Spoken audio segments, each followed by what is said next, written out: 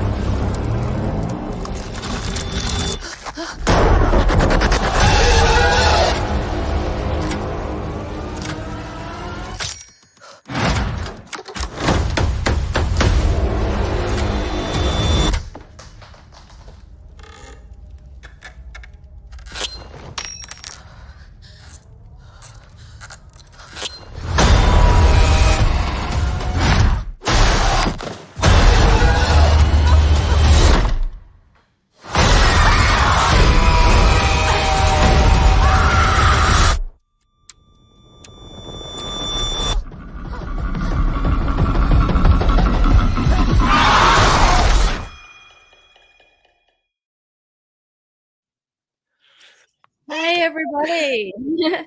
Okay, I'm super excited to talk about this film today. So we are talking about No One Will Save You, which is the second directorial debut from Brian Duffield. His first film, which some people may know, was called Spontaneous. It's a fun, quirky little cute horror film about bodies that spontaneously combust, and a really cute it's very cute. You're like, it's a cute film where bodies explode. It is. It's really hard to explain, but it is incredibly cute, and very, very, very cute, sweet actors in it as well. And then, and Brian also has worked on a lot of writing for a lot of things, which I think a lot of people would know as well. Love and Monsters was one that I think most people would know, as well as the two Babysitter films, The Babysitter and Babysitter Killer Queen, which are probably quite well known. So this is his second feature where he's directed. And I didn't really know what I was getting myself into when I watched this. I had no expectation of it being fantastic or crap or whatever it might be. Right. Can I ask a quick question? Did you watch any of the trailers before you tuned in? No, I didn't. No, I didn't. No. Okay.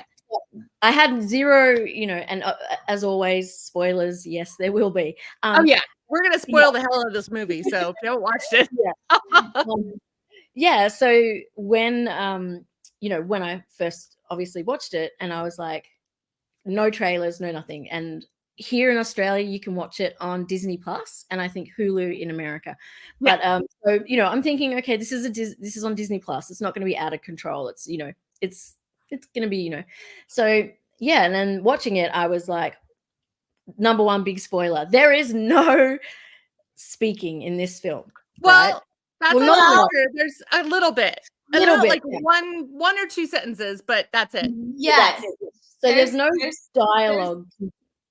There's like two sentences, and then there's a couple times where like she like says, like at the very beginning, there's a part where she says like in the car, and then there's like a yawn, a gasp, a pant, those kind of things. But then As far as words, there's only 2 sentences like in the entire film that are uttered, which is like crazy. And they're short sentences, and they're basically kind of the same sentence.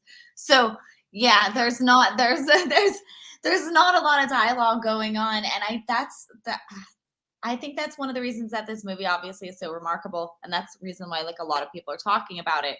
Because I mean, everything had to be conveyed with, body language and facial expressions and, all of that. And to think about how much this was done also with special effects, like her acting's damn good.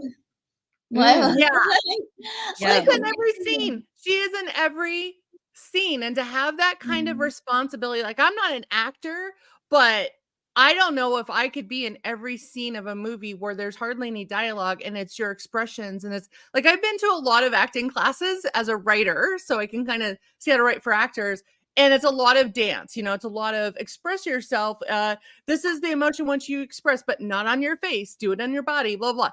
And I was just like, oh yeah, she took all those classes and mastered them, because the actress that leads this movie, I've only seen her a few things. I saw her in Justified. She was great. She's been in like a lot of different things, but this was the first time I saw her like acting chops. And it is not easy to act with next to nothing dialogue wise. I think the only other time I've seen that done well was the Nick Cage movie. That's like the Five Nights at Freddy's ripoff, or I shouldn't say ripoff. Before the Five Nights at Freddy's movie, where he doesn't talk at all, but he's battling animatronics, but he's Nick Cage being Nick Cage, just not talking. And that's why I was like, oh, this is like that, but so much more, because there's a reason she's not talking through a lot of it. She's hiding from the invasion of her large family home, and she's by herself. And if you've ever been so scared that someone is in your house or someone is following you or so, you get that guttural, like really scared thing. And I always make fun of movies like that, because I'm like, why is she crying so loud? Why is she like making some noises when she's trying to hide? Why do people not turn off their phones? Like at least the ringer. Like I always am that person in movies going, I would never do that. But then I saw this movie and I'm like, I would have gotten caught really fast by the aliens. Really. And like, I think the number one thing, if you haven't watched this film, I think you please don't write it off because it hasn't got much dialogue. Yeah. Right. Trust me, it's your biggest mistake. It's so much scarier. It is so much scarier without the dialogue. That's why I liked it. And also you got to, I think one of the key things is this is a young woman. She's apparently meant to be around 19 years old. She's lost her mother and she's all alone in this big family home. Now, how many people have conversations with their full self? Like, when they're living home alone, it's supposed to convey her complete isolation. Well, I do. I know I do. I mean, we're not normal. That's what's happened when you live alone during COVID, is that you just start buying skeletons as roommates. And I feel like that's more of a cry for help than anything. But I was the same. Also, and I don't want to like get too over excited about this movie, but also I watched it the first time not knowing there was no dialogue, not knowing the gimmick, not knowing anything. And then I watched it a second time weeks later. Like I watched it last night just to refresh myself on it. And there were certain things that like I was hung up on that the second viewing I wasn't. Like I was trying for the longest time, trying to figure out what era this was. Because at the very beginning, you don't know because of the clothes she's wearing. I'm thinking she's wearing vintage clothes. She has a landline. There's no cell phone.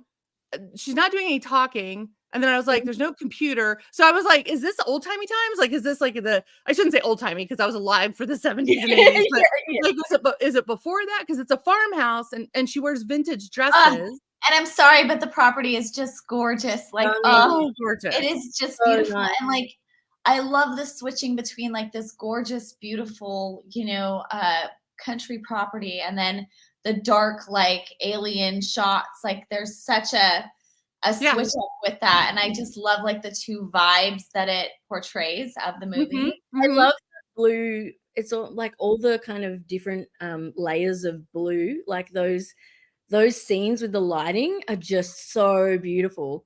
Like the way that they've done it and everything is just in those shades of blue and the darker blacks. And it's just so gorgeous. But this film is one film where, having minimal speech just works 100% in its favor.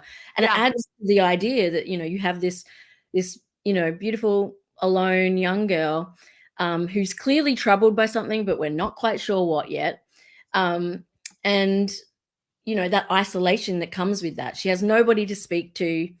And even those awkward moments in the beginning where she's getting dressed and she's practicing her smiling and waving. And then, when she leaves the house, we start to go, well, first thing I thought, because obviously no idea what was going to happen.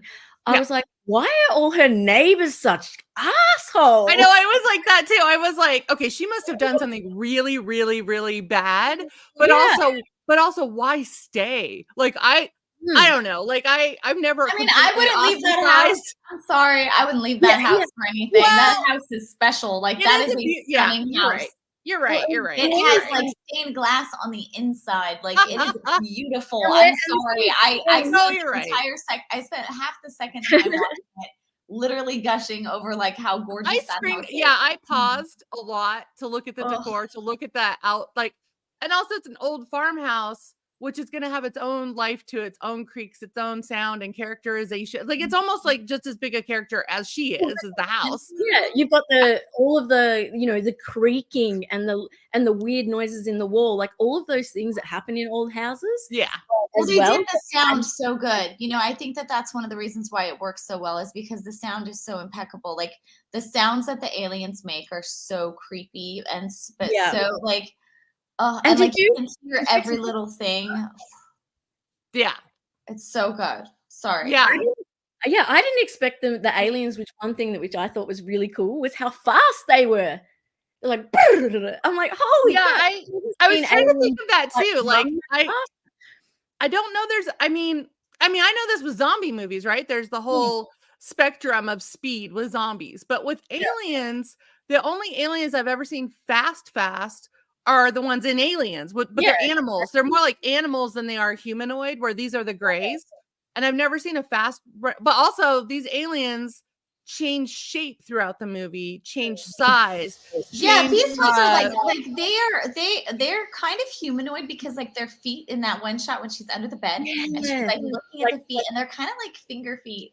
They're really creepy. I just remember seeing like the wristy arm bit, and then and I was like little fingers on the and like but then their body is kind of humanoid, like a weird humanoid, but humanoid. But then of course you got the traditional like tropey like gray. Really well done though, like very, very well done. All the special effects are incredibly well done. They weren't dorky, like or cheesy. No, they were. It was really well done. But then he had also, like you said, at some points, like it's that big, the big one on the house, and then the one in the like woods that's like a spider, like and again, I love that, by the way, because I love it when it changes up in a movie like this, because again, this is a movie that's not typical. It doesn't have dialogue, barely any dialogue at all. You don't know what era it is right away. You don't know like if she's all by herself or not. And then also when the alien first comes in, it is a home invasion. It is a hot prowl. It's just done by aliens. But you think, oh, that's what the aliens look like. So now I know. But no, because he keeps, every time she gets a new set of alien, like it's the same ship, I'm assuming, but every time she is being chased, it's a new kind of version of that. So I was like, is it a shapeshifter, or is it kind of like an alien species where they send down one level of aliens, and then when that one gets killed, they send down a meaner alien, like they just escalating or is it like one of those things where it's the way that it's presenting to the humans is the way that it's kind of searched our brains and figured out what we would think would be creepy, because that's like my whole thing. Like if aliens came down, I wouldn't trust the way that they look, because I'd be like, I don't know, is this a facade? Like, is this what you expect that I would think you would look like? Right. I don't know, because the fact that they did have the very traditional, like, head, I was kind of like, oh, have they plucked this from, the head of Were they watching X-Files? Were they like, and like, and they do, it does get like pod people, like mind control-y too at one point too. So I'm like, well, is this, and then are they plucking like the worst fears? Like, oh my God, you combined like this crazy spider alien, like humanoid thing. Yeah, like in the neck. I'm like, no. in the No. woods. I just know that if I was an alien race invading and I wanted to take over humankind, if I didn't care if they were scared, I'd just be me, which is what I thought these aliens were doing. But if I wanted to infiltrate and really infiltrate and take over, I would take over a human body, which is kind of both what happens in this movie, because you're like, well, all of our neighbors, everybody in town hates her. So it's like, how would you know if they were being alien jerks that have taken over the bodies or just jerks, right? Because there's a certain level of jerkdom that's happening, but also there's a certain level of total isolation. So she has no one she can call or talk to because this setup has already happened. So she's already like, no one wants to be nice to her before the aliens hit. But I will say she's managed to like set up a pretty nice little life for herself though. Yeah. She's got her little picturesque little model set of like the town, and she's got her little outfits that she makes, and she's making herself dinner and having like wine by herself by the lake. Like, I'm sorry, but that looks like a really nice life to me. It is. But then when I was thinking like about it, it's but then there's the flip side is that she's super lonely and she lost her best friend and she lost her mom. Yeah, I also was like, we don't know the whole story. And even at the end of the movie, I wasn't quite clear. Like, you find out later that there was a friendship, a very close friendship that went under because of an accident, maybe not an accident. I don't know. But it was like, also, I was just like, but I don't know if I don't know, because I'm the type of person that's fine with isolation. I mean, psychosis behind me aside, I'm okay with that. But like when aliens hit, like I was thinking about this while I was watching the movie, because I grew up in a very rural area. We spent summers and Christmases on my grandfather's farm that was very rural Kansas. And you always think your neighbors are looking out for you, especially if there's like an emergency like tornadoes or something. And this is a very distinct kind of emergency, but like, how would you navigate that if the entire town is against you? If you've kind of isolated yourself rather than deal with it, rather than try to fix things, and also you don't have like a car that works, you don't have, you have a rickety bike and you don't know where to go for help, and also you don't know who's been taken over, because that's also a thing you find out later is some of the people in town are now, aliens are inside of them, are controlling them. So it hit on so many levels. And they're after her. They're after her too. They are after her. They do not let her slip. I think that's one of the things that, which makes me wonder, like, how much of it is like a projection of her own like guilt that she's feeling. Yeah. Well, I think sorry to get all psycho Babylon on you already, but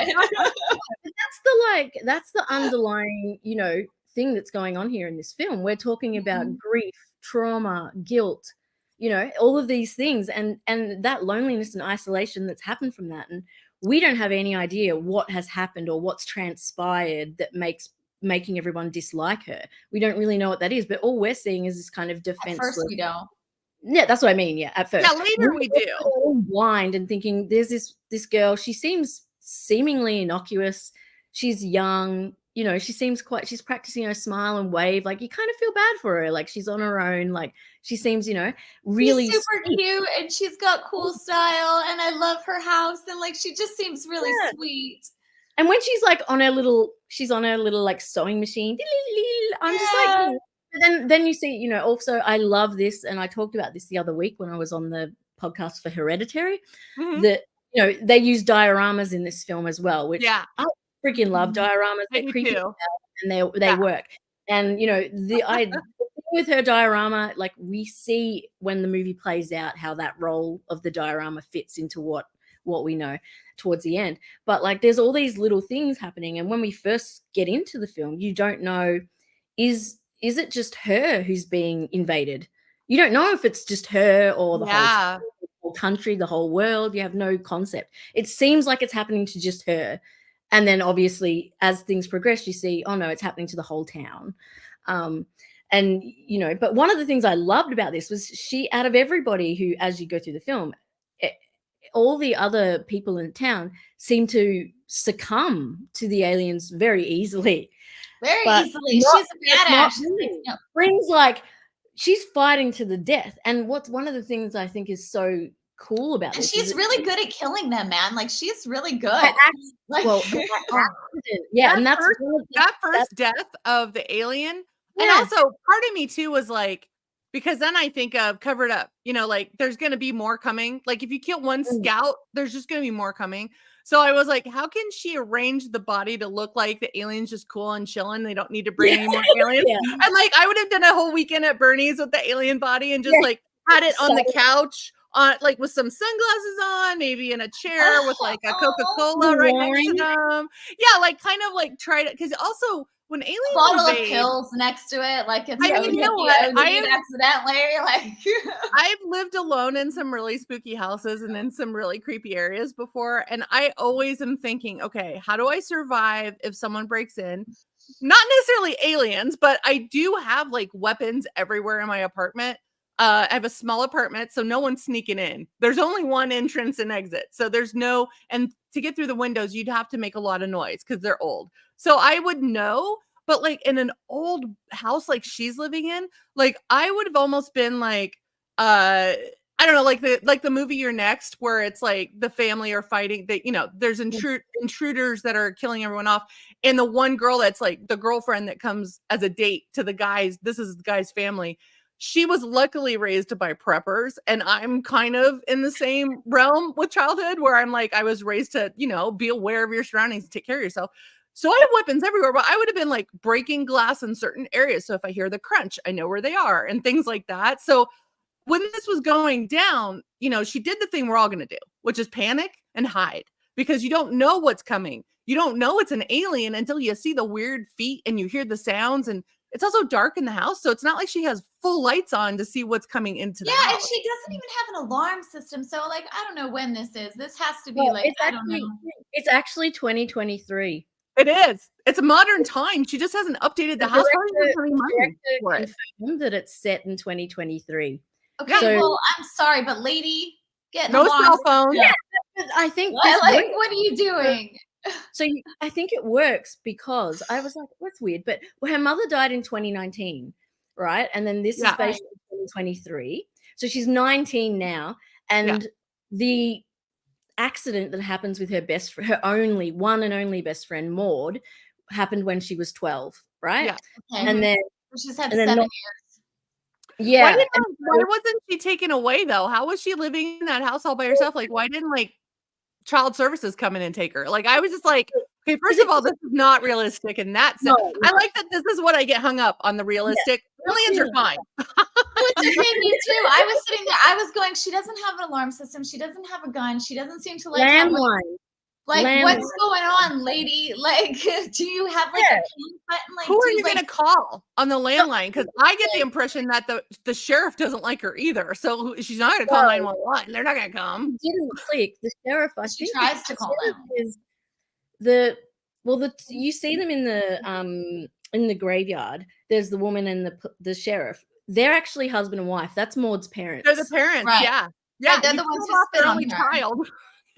Yeah, they're the ones who spit on her. It's very, very. It's like that was a very. It was quite in your face spit scene, like really. Yeah, and then but then when she runs off, he runs off, and this is the bit where you realize, hey, this is modern times, because she runs off and she's sitting down, crouching in front of a wall, and it's a giant graffiti mural. That they didn't have those in the oldie days. So, you know, notice that. It's a giant graffitied mural of this woman and a thing and all this. It's definitely modern. And I think it's done that way. I think it's done that way on purpose. I mean, I'm just going to assume it was.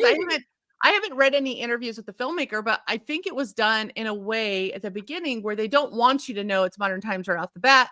They want you to have a sense of isolation, a sense of ruralness, a sense of unconnectedness, because right now, thanks to iPhones, thanks to this little monster, everyone can find me. Even when I try to hide, people find me. So it's like, imagine a time when this didn't exist and we were waiting by our phones and we had calling cards at payphones. Like, that's what I thought. So when I was watching this, I was like, okay, this has got to be at least before the internet. I forgot about calling cards. I know. I was just trying to explain calling cards to people, and they're like, "Wait, what? How did you use them?" Like, to call people long distance, we would have to have calling cards. We would call from payphones. Yeah. Yeah, I think Yeah. like the mental aspect is sort of like you've got a girl who's, 12 years old or whatever, then her mum dies. She's got no other family members, Yep. and the town is against her. All Mhm. she knows is the house she lives in and what's inside that house. So clearly her mother was some kind of, I don't know, she must have been really old-timey, her mum, and never embraced Well, she could modern. have inherited it. I mean, something that That's what happens I a mean. lot that I notice, especially I notice this a lot in rural areas, Midwest, right? A lot of people inherit their family homes, and sometimes they just keep it as is.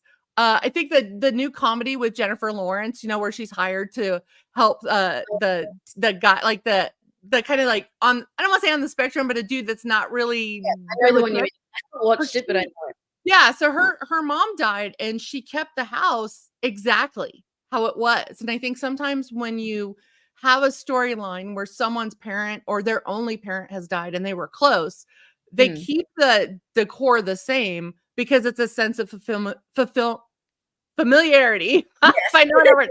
Familiarity. So you don't, you know what I mean? Like it's kind of like a whole security blanket situation. But And also, if you're young as well, young and like yeah, like she's not gonna like totally modernize the place as soon as not her gonna mom go, dies. "Oh, And all she Well, this doesn't it's have like much what money. money? She has no money. That's the thing I was Yeah, thinking, like like, with what money? doing yeah, those little like her little dresses that she's making, like I was thinking she's like selling these on where is she selling them? Etsy. I was wondering that too because I was like, if she's selling them on Etsy, where's the computer? That was the first thing I was thinking. I was like, it's Etsy because that's the only place you would do I that and mean, then put it in the mail. I So thought I'm she like, was just making them for herself. nah, this is where that's her she income. posted them.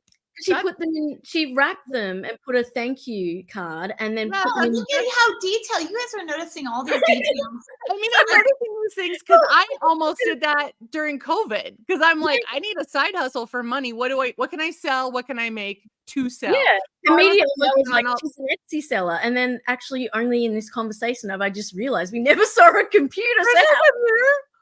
I But mean, Yeah, I or a just cell phone. Like, come on, okay. maybe that was deliberately maybe they existed, but he deliberately didn't want to show them. Maybe. Haram. Don't I know. don't But know. if I you don't don't know. think about those, I'm it's sort not of like buying it now.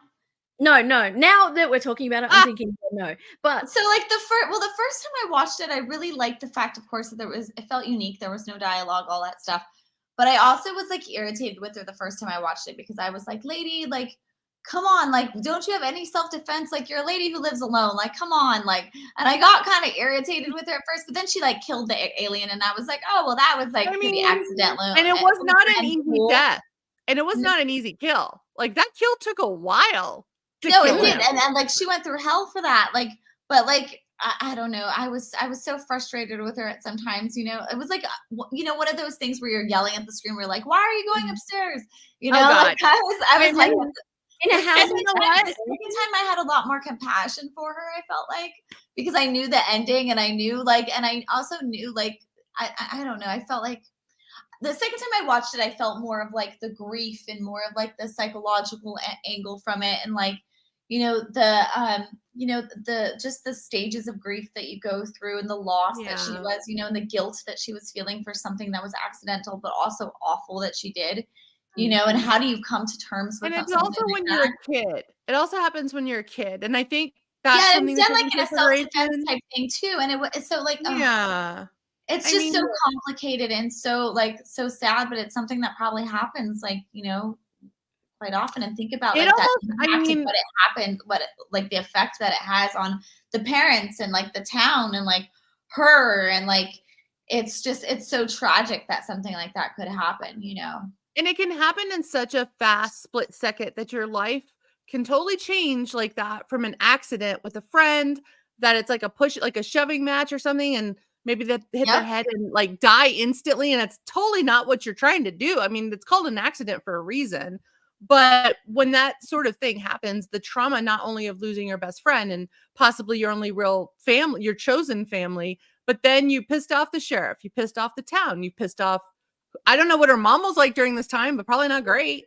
And Yeah. it's like it's that shadow of guilt that hangs heavy. So when something like this happens, it's almost like I don't want to say it's a good distraction from grief, but it's like it puts everything even more into perspective of what do you care about? Do you want to live? Do you want to have, kind of communications with your next door neighbors, even if they're far, far, far away? And I don't know. It was a very interesting, I mean, and again, I did get caught up and I don't know if this is my ADHD kicking in, but I got caught up in the wrong thing. So I was like, saying certain things in my mind didn't make sense realistically, but we're watching an alien invasion movie. And sometimes I forget like this whole thing.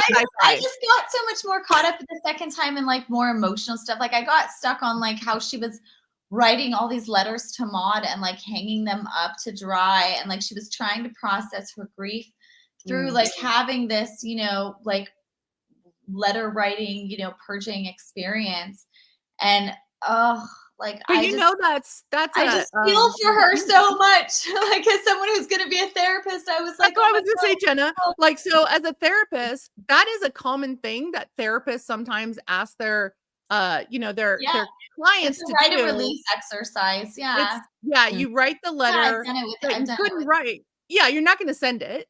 But it's a letter to someone who isn't alive anymore or someone that you can't communicate with through regular, normal human ways. So it's a way to like be able to have that conversation and feel like you had it, even though clearly they're not going to hear it unless they're haunting your house or something. But that's what I kind of thought it was about. Like maybe she was, but then again, at the beginning of the movie, you don't know she's dead. You think she's like, maybe she's just writing a friend that's mad at her because girls can do extra and we can have a whole bunch of drama where you have to write letters to each other before you'll answer the phone or whatever. But it was very perplexing to me, but also very sad. But also at the beginning, she reminded me a little of like Christine McConnell, like the really cool crafter that has her own show on Netflix where she was doing crafts in the haunted house. And now she has a YouTube Patreon show and she's really cool, but she likes to live a vintage lifestyle. That's like a spooky vintage. It's like Wednesday Addams, but if Wednesday was like more 1950s rockabilly. And she lives home alone and she likes to have like old gramophones and things like that. And there is a cottagecore sense to this movie. So I was like, oh, she's just living her authentic cottagecore life, which I love. And if I could do it without going completely batshit crazy, I would live in a cabin in the woods without anybody around me forever.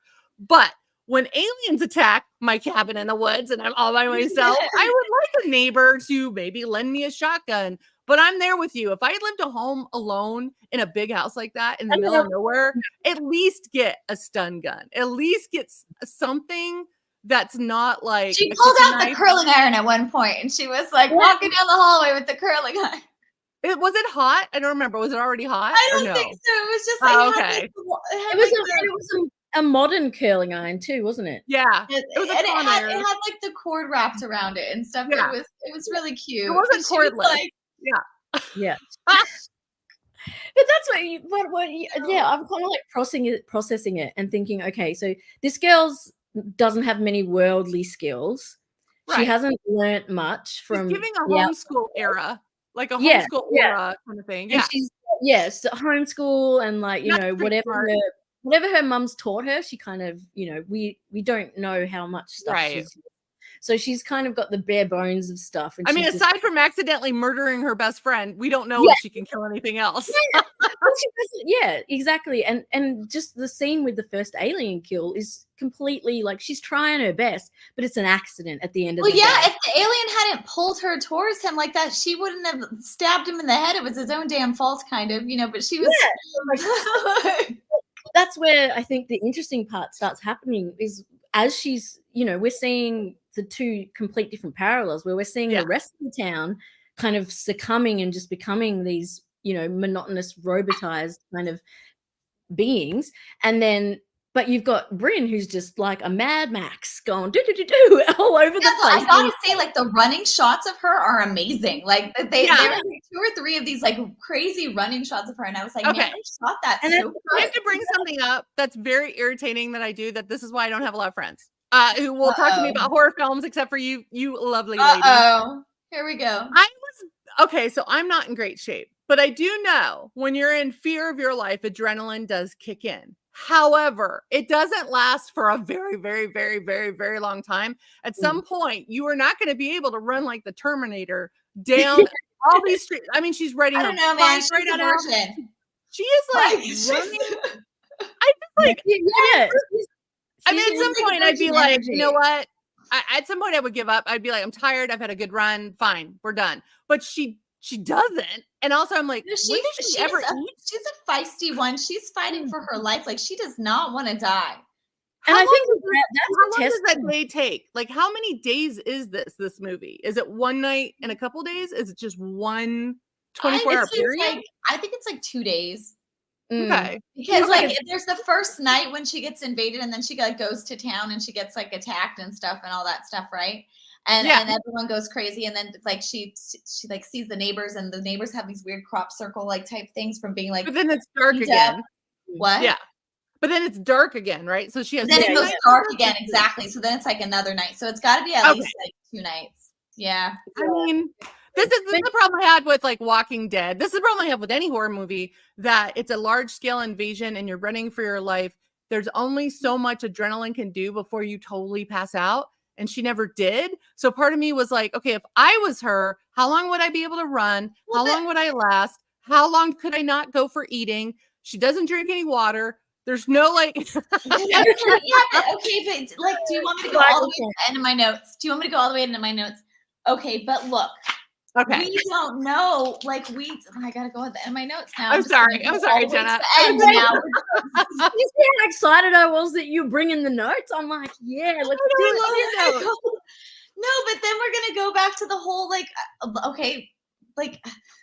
the whole big question of it all is like, is this actually even happening? That too, yeah. Oh.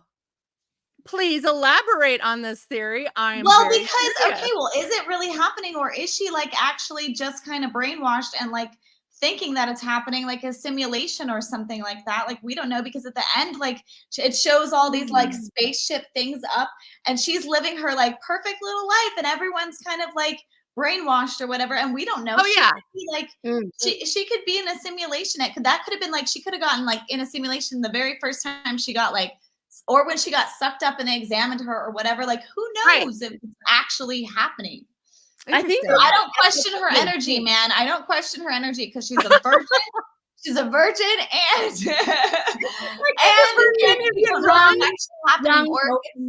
what? She's young and healthy and like, in that Midwestern life. I'm sorry. I just keep thinking of the Clueless quote. You're a virgin who can't drive. Right. You're a virgin. You can run. You can run, girl. But you're right. You're right. The ending is very much like she's happy and you're like, oh, wait, what just happened? And it's clearly that she's been like brainwashed or whatever. The alien is inside her living a happy life. Or maybe this is just an alien's way of screwing with humans. Or maybe the aliens felt bad for her when they were examining her and they were going through her like experience of what she went through and her trying to come to terms with it. And so they felt sorry for her. They're trying to give her this like perfect little life thing. Is like their gift to her is what I think, because of all the trauma that she's endured. Yeah. So because they've already done their like harvesting and colonizing of everyone, right? Like they've already like pea potted everyone, invasion of the body snatchers or whatever you want to call it. So like, and so like, I think that maybe like each one of those at the end, you see those like spaceships, maybe like that's hovering over each like little like segment of the world that has this little like fantasy world going on for someone who's been through like crazy trauma or something. I love that idea. Maybe the aliens are trying to do like psychoanalysis and like psychotherapy on us or something. I don't know. But that's what I like about this movie is that there's so many possibilities for the ending that you could analyze it with, or you could take it with. And it also feels so very, very Twilight Zone, which I just love. Yeah, it is. It's got that super Twilight Zone vibe. But I will elaborate on that because Jenna is actually 100% on the money with what she's saying. So really? You are, yes. But actually I didn't know. Thanks. Good job. Yes, what actually I'm going to elaborate more on it is that what we do find out towards the end is that everyone obviously is being overtaken by these aliens. Now, they've come down, they're curious about the world, they're investigating into everybody, right? The one person who's not like anybody else in the town is Bryn. So they're perplexed and they're trying to figure this girl out. When they do take her up onto the ship and they do look into her memories, they do discover that she accidentally killed her friend when she was 12 and that she's been living this horrible traumatic life over and over again, and everybody hates her, all of that stuff. They discover all of that and in fact decide to let her go. So she is not brainwashed. She does not have an alien. They give her her perfect life, which is a representation of the diorama where she's dancing and happy and everything's great, and a lot of these people in that scene are people that disliked her and she would never speak to, and they give her that happy ending. So she's basically living in an invaded alien town, living her best life, and that's kind of the happy ending. And Brian Duffield said that was well, it's also kind of interesting because it also has like the little message that, like, you know, people who experience trauma are, you know, have superpowers or something because they, you know, they've been through hell, or they have like extra empathy, you know, or, you know, just something like that. And she was special to them because of what she'd been through and what she'd endured. And, you know, and she was just badass. And they were like, who is this badass? Yeah, and they obviously thought, well, this person is so intriguing to us, we can learn more from her than getting rid of her. And you know, in that way, they give her back something that she's never ever had. And Brian Duffield said that was one of the things that he wanted so much for this character, was for her to get what she'd never had and what the town was unwilling to give her, which was forgiveness and understanding, you know, and you know, and it also takes that extra level onto the aliens because you're like, damn, these aliens are smart and they're rad. I like you aliens, you know, you guys are cool. The only problem with that whole process for me is that it doesn't feel very consensual or consent wasn't given. So she's leading this life at the end that she wanted, but it's not real. None of it's real. Well, no, and that's the creepy factor of it. No, that's the creepy factor of it, is that, you know, she has already suffered and now she's like given kind of her dream life, but is it really her dream life? She doesn't. But that's my point. Just like everyone else. If your memories are taken from you, right? And this is your new life, you don't know you had that bad life. I'll just clarify that. But she doesn't know that. She doesn't know that. At the end, she's happy. She's dancing with the dude that didn't want anything to do with her. If she still had her regular normal brain and all the memories and all the trauma still in there, it would be very weird for her. It wouldn't be like, oh, wait, I'm just going to forget everything that's happened in my life up until now. So clearly the aliens are fucking with their brain to the point where it's either a lobotomy situation or a memory wipe, like Star Wars style or something. And that to me that's not consent. That's just, we're giving you a lobotomy and making you happy at the end, which is, I guess, thank you. Do you say, like, do you go, yeah, cool, I'll have that? Or I mean, would you? What? I mean, I guess we're getting I don't want to be an alien. I don't want to be an alien zooming around with an alien in my body dancing. I'd rather be the chick who's having a great time with no alien in my body. Like the Matrix. It's like the Matrix. I have to say, like, the alien thing that they try to put in her throat and that she like rips out, that thing really creepy and really like oh my god, one of the best scenes, I've got to say, visually in this film too, is when she's in the house and Maud is now there, like, and Maud like puts her whole arm in her mouth. I know. I'm like, whoa! It's like, and it's so well done. Like, it doesn't look tacky. Like the effects aren't like, you know, just that really. It's not schmaltzy. It's not like a Roger Corman movie, though I do love Roger Corman movies. It's not like that. But it's not that hard to get your like fist down in your mouth. Well, some of us can't have that special skill, Jenna. Don't have those special skills, Jenna. I don't walk around and just smash my arm down. Do I? But like, I know that, like, I don't know. Just just enlighten us. Okay, let's change the subject. But yeah, no, that was really gross. Like, it was really like really creepy. It was invasive. I have to say how much I love the special effects in this, because I feel like even though they did hit like on a lot of like kind of standardized traditional tropey kind of things about aliens, it still felt fresh to me, and it felt like interesting and really like well done, not cheesy or anything. But you know, but they still had the staples. You know, they had the flying saucer, they had the BBS body type things, they had like the little burned, you know, circles in the grass, they had, you know, they had the gray heads, like they had a lot of the standardized things. But and I would think that with all of that I would be kind of like But I really liked it. I felt like because they gave the characters so much depth and they had that like extra storyline and stuff, I really feel like it tied in really well and made a really unique movie, especially with like the no I'm not dialogue sure and who stuff. did the effects, but the effects are brilliant, and They're They're very really well well done. done. I mean, this is they offset the fact that there is so minimal dialogue, and that well, so you also focus on that and the sound, and The even sound is so good. alien the sound. clicky noise is also I like can't tell you how many like okay, so I watch a ton of horror films and I get through them and then I'm like, okay, I guess we're into the dregs of Amazon Prime and freebie and free, Freebie yeah, and Tubi and all the yeah, free ones, right?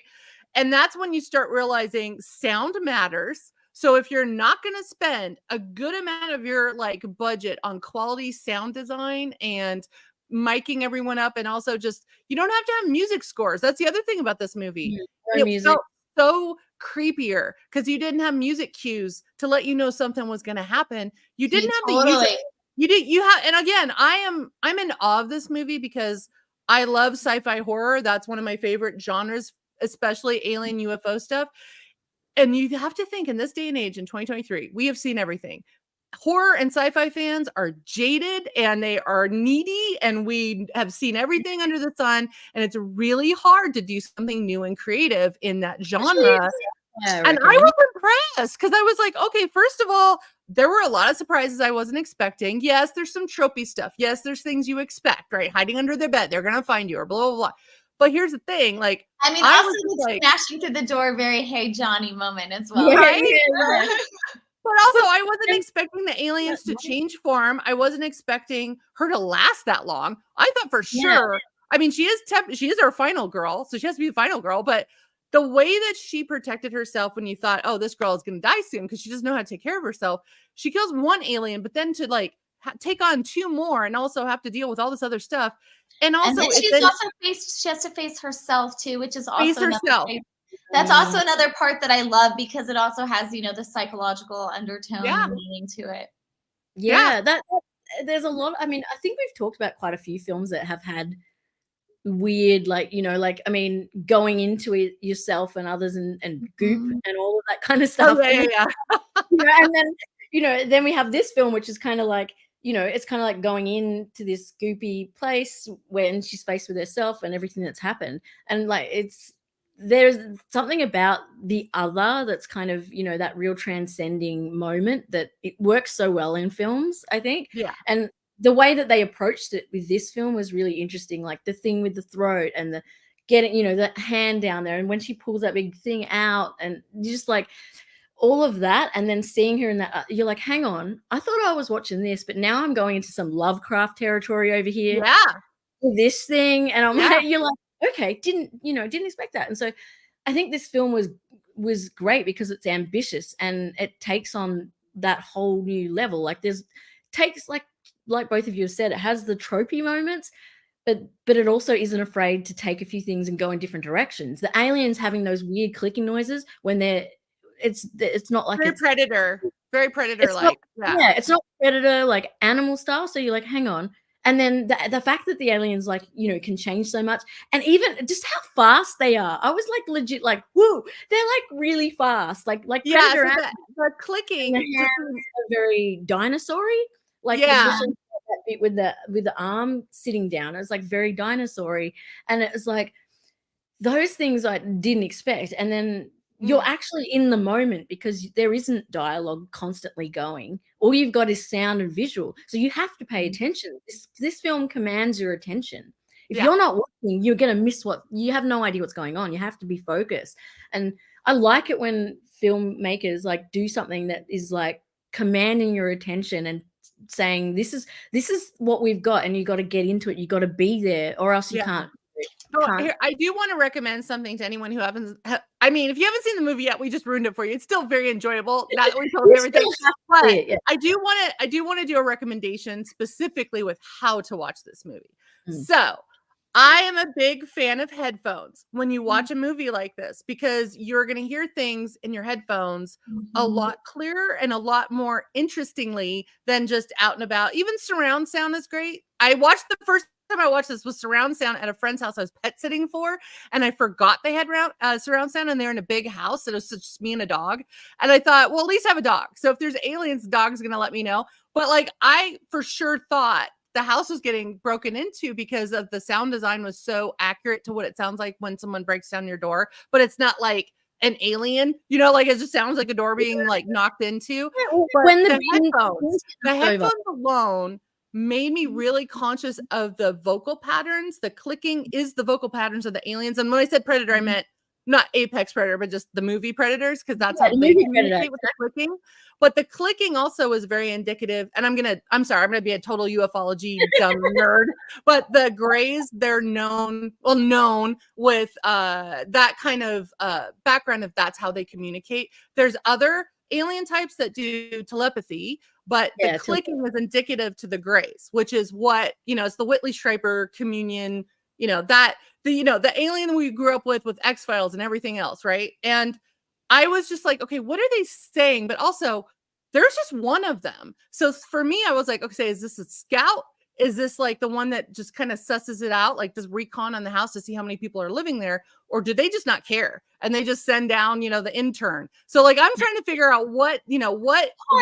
Oh, no, the intern. Yeah, because I was like, what rank is this alien? He died. Oh. I mean, for an alien, he died easily. Like for me, I was like, well, I probably would take forever to kill an alien, but that alien went down pretty easily. The second alien she encounters isn't as feeble, but I was like, why do they send them one at a time? And why is it each one is more dangerous? Why don't they just invade the house? Why don't they just suck her out of the roof? Like I was trying to figure out what is the alien process? Like what's the orientation guide for this alien? Like almost like, what you call, like it felt to me almost like that cat and mouse. Like it was like I think they're trying to like suss her out. Their food. They're playing with their food. To see what she's made of. And then they realize, hey, this chick isn't going like down even nowhere, like near compared to like these other guys. Yeah. But also, if you're invading a planet full of people that are clearly not going to win, is it like game for sport? Yeah. No, I mean, seriously. Is it like aliens or like, is this like for sport for them? Or is this like their version of LARPing? Is this their Renaissance festival that they go to every summer? Like what? This invasion. It's research and experimentation or something. Like I feel like, and Brian mentions a little bit about the idea of like, beings from other universes being, curious and wanting to understand how everything works. So and they do like they beam her up, they like examine her, and then they have like a conversation. Like there's a bunch of them up there, and they have like a whole. I want to know what that conversation about her. Where did they? I was like, there was a moment where they're clicking and they're all clicking at each other, and their like throats are moving, and I was like, dude, are they saying a sentence or am I dreaming it? They were. Like it was starting to like frenetically because we haven't heard anyone sound like something. I was like, is that a sentence? But trying to decipher what they say. I mean, obviously, we're not supposed to know what it is. Like, there's no subtitles. I didn't look on the subtitles option to see if there was one for alien to English. But I think it plays with your head when you're not hearing any vocal, at all for a long period of time. It's like that's your only dialogue. Yeah. Your brain starts to like almost it starts to like sense patterns and starts to make almost like words and sentence structures out of it. Totally.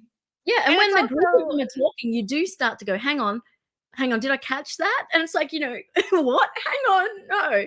Because also if you watch it a couple of times, you're like, you're sure you can kind of decipher what they're. I mean, you can kind of suss it out just on the, where they're at and what's happening, but like also.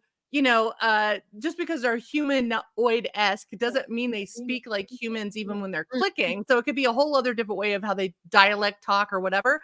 But also I was like, if I was conscious of like, I couldn't move my body, but I could see and hear everything, I would be like, I'm the paranoid person that thinks everyone's talking about me when they're not, when they're in different languages. So I used to try to learn as many languages as possible because I'm paranoid, not because I'm like, oh, I want to enlighten myself. No, I just want to, like, I had a friend that legit learned Mandarin because she was convinced that every time she got her nails done, they were making fun of her. And she learned Mandarin for that. And I was just like, okay, that's the horrible Karen I've become.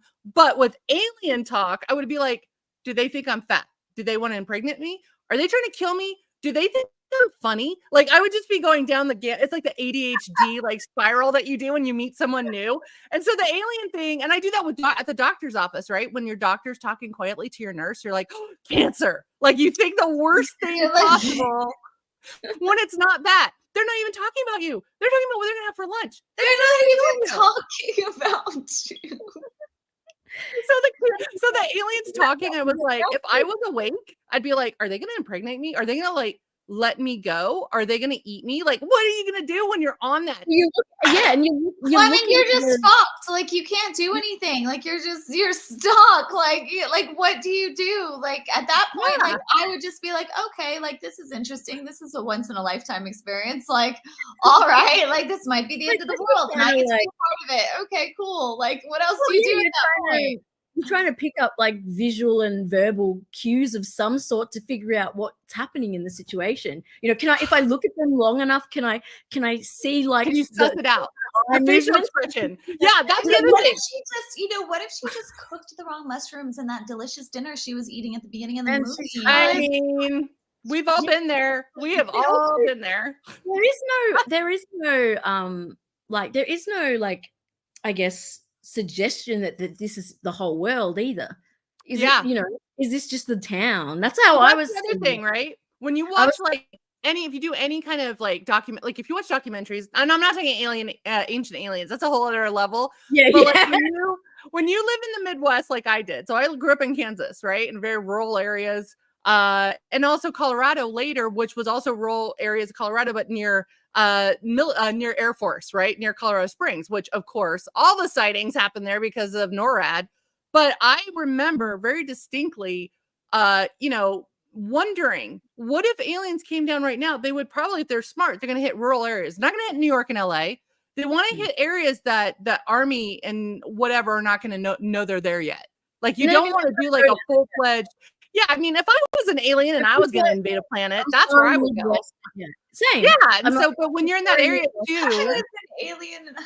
I mean, okay, so here's the other thing. So, I mean, full disclosure, one of my first journalism jobs was I was a stringer for was it Weekly World News or The Sun or something as their UFO person, because I was in an area in Boulder, Colorado in the 90s where a lot of UFO sightings were happening, and X-Files was just getting super popular. So all these like newspapers abroad were all like, oh, this could be fun. Like, I didn't take it seriously, but when I looked more and more into it, so when you look into Project Blue Book, which happened in the 58, before that, all UFO sightings were taken seriously by newspapers. So it wasn't like, ooh, like farmer guy gets probed, it was like, no, they're talking to dudes that were like in World War II that are not sci-fi fans, that are like old farmers, and they're like, we don't know what's going on, but something's going on. Well, and I mean, didn't the government just say that aliens are real and like everything, and nobody nobody cared? Project Blue Book ruined that, because the whole point of Project Blue Book wasn't to say either way aliens exist or not, or UFOs exist or not.